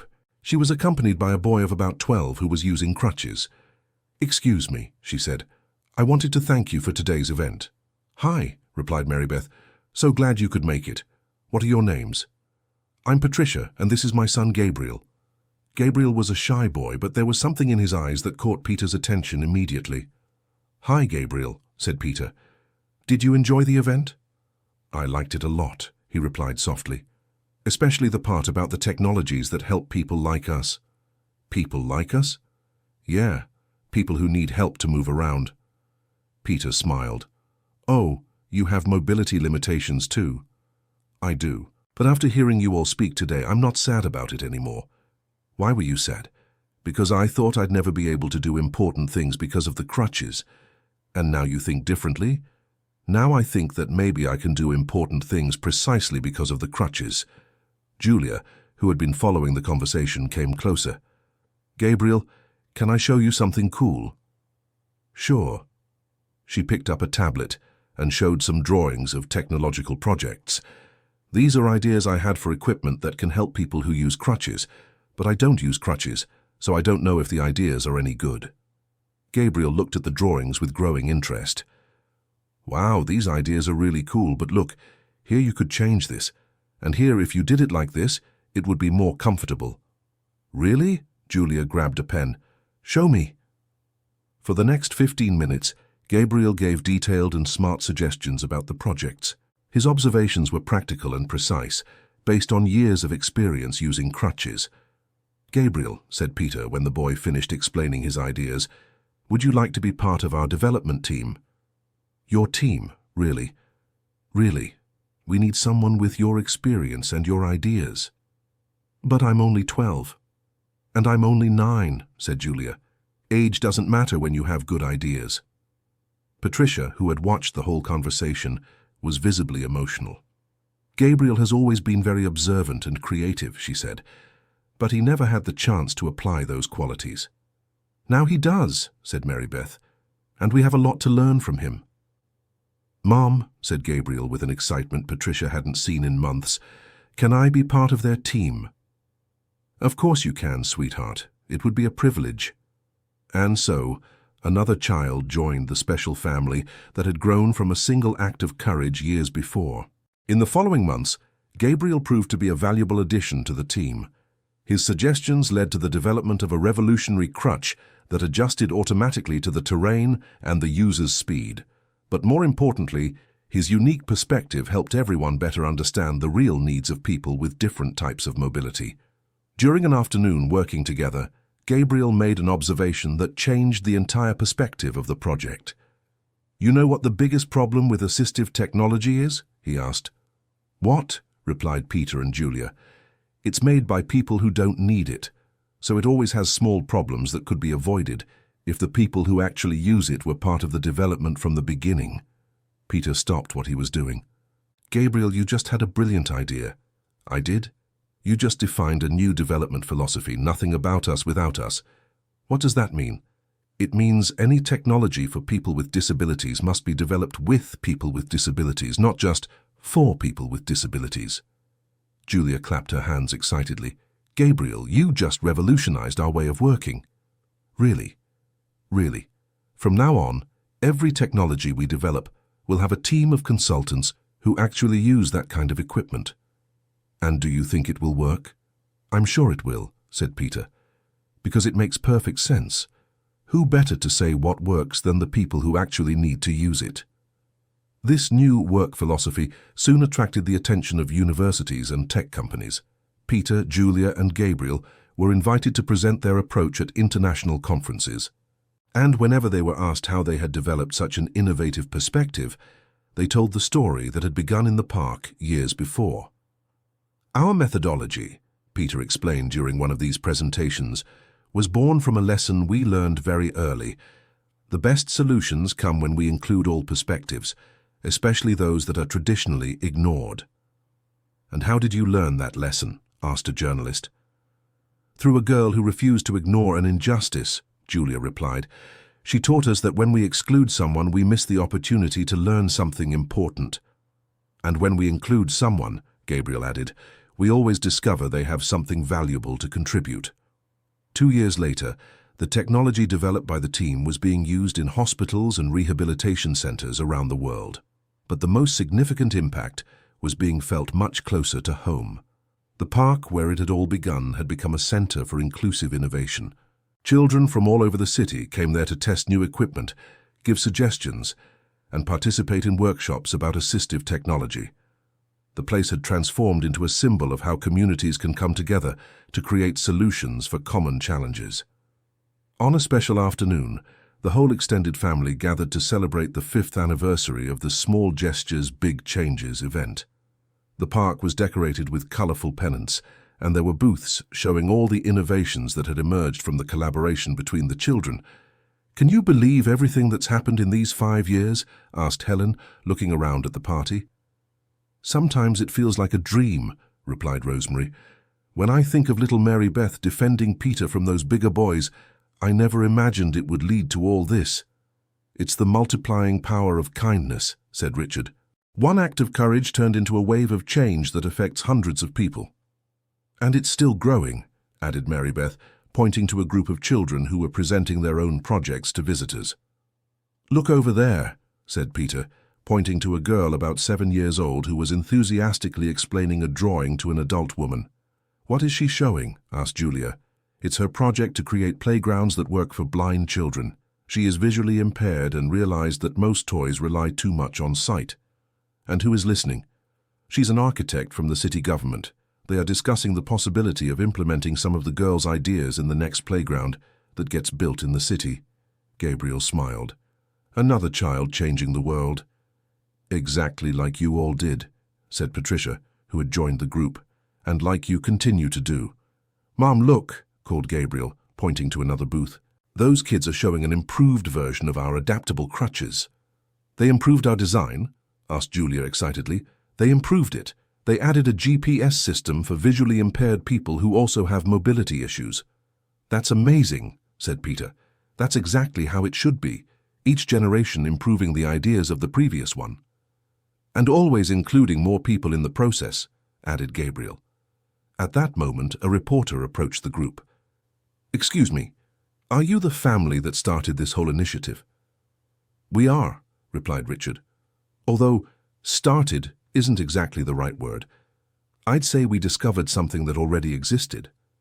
How so? People's capacity to care for each other already existed.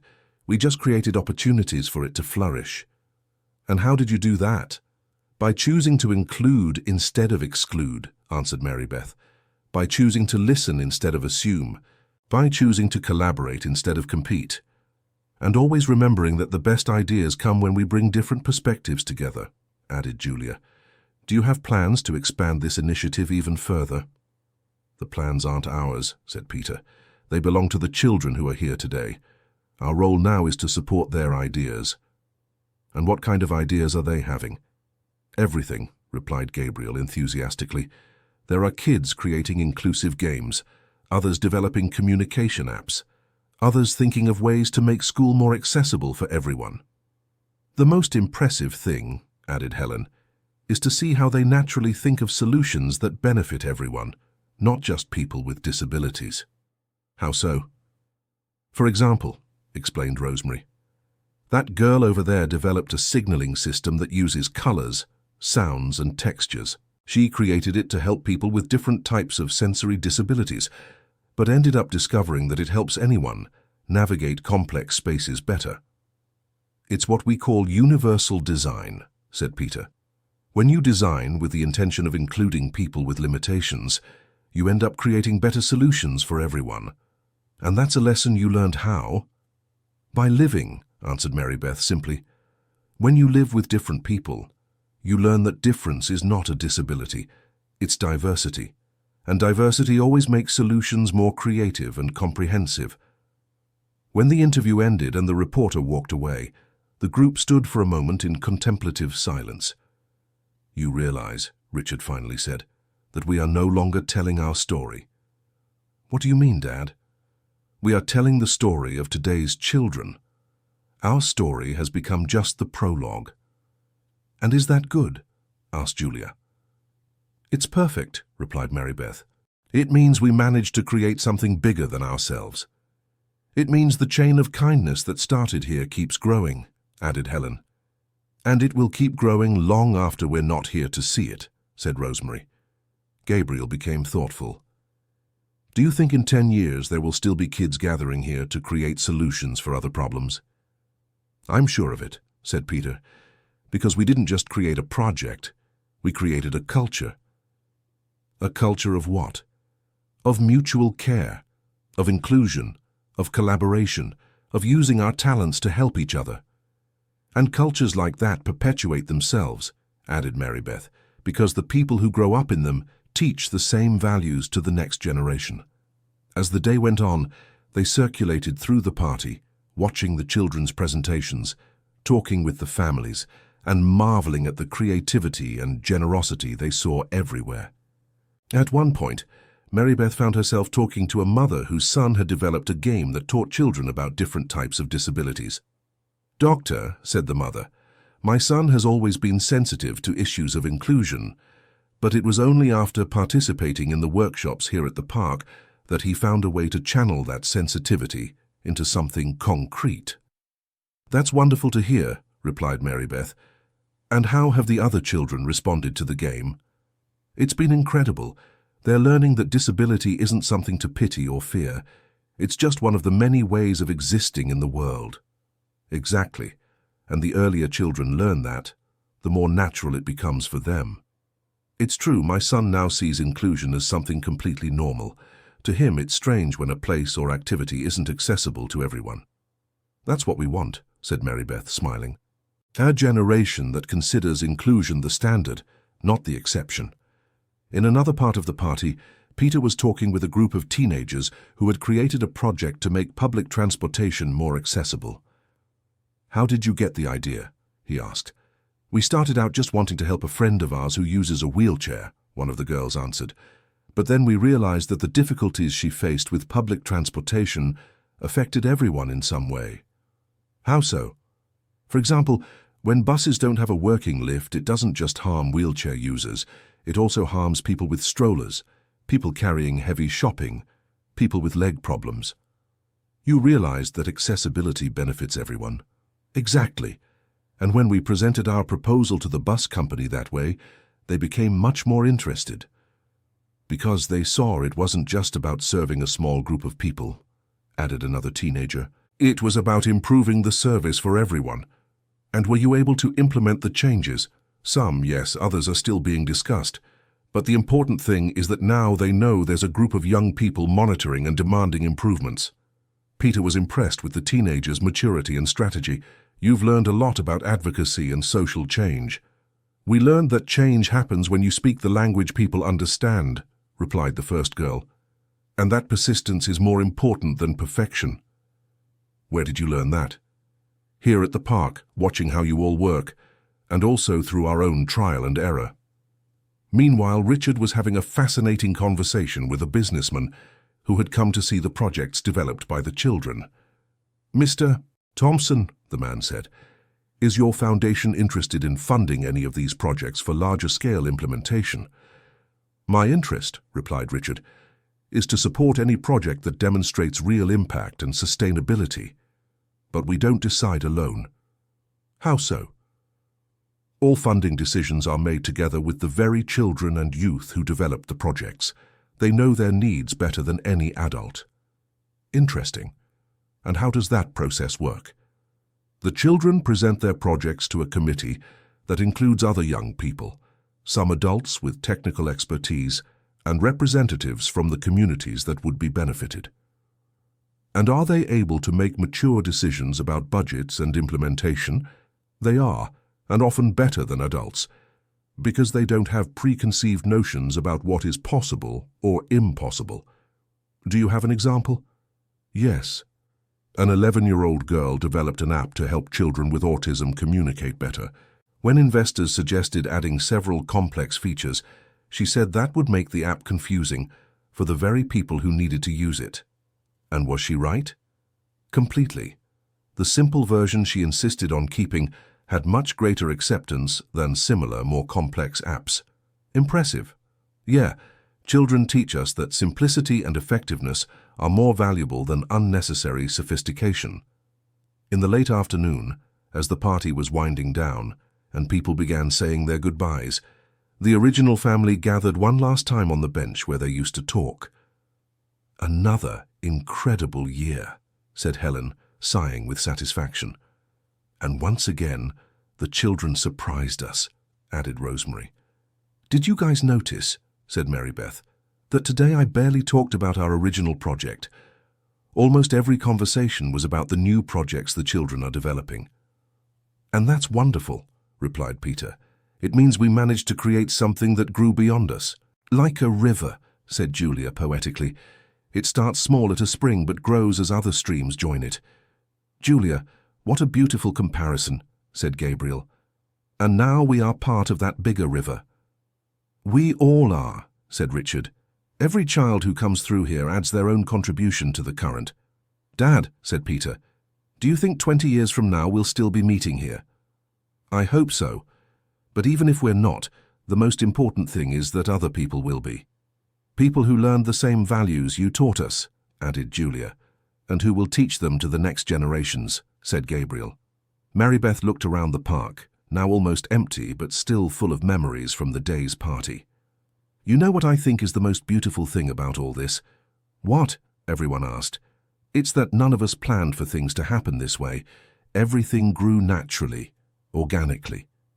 "Because it grew from love," said Rosemary. "And true love always finds ways to multiply."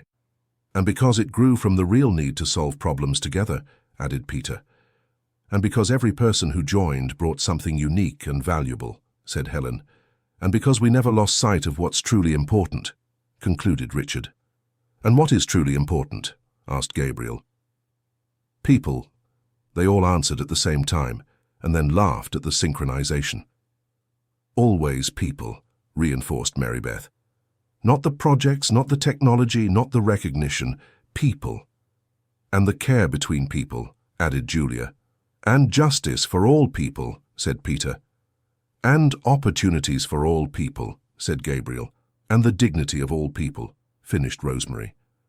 As they got ready to leave that night, each carried with them not just the memories of another special day, but also the certainty that they were part of something that transcended their individual lives.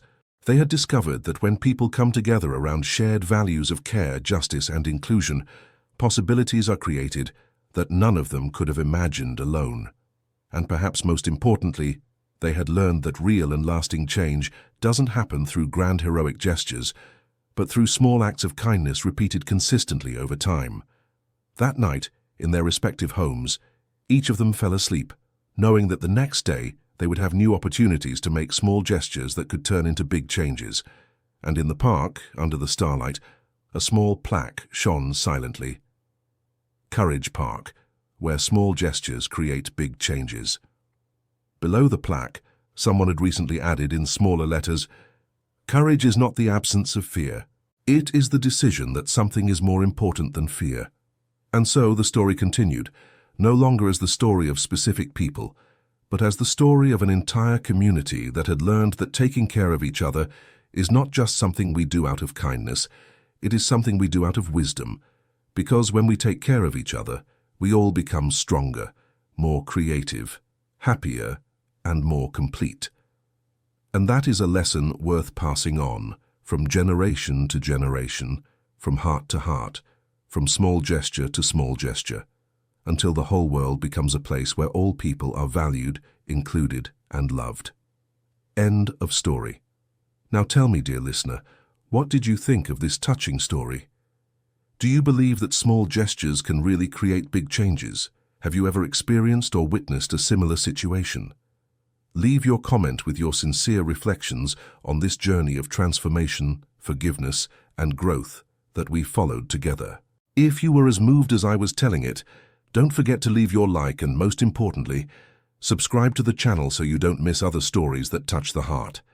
Thank you so much for your company up to here.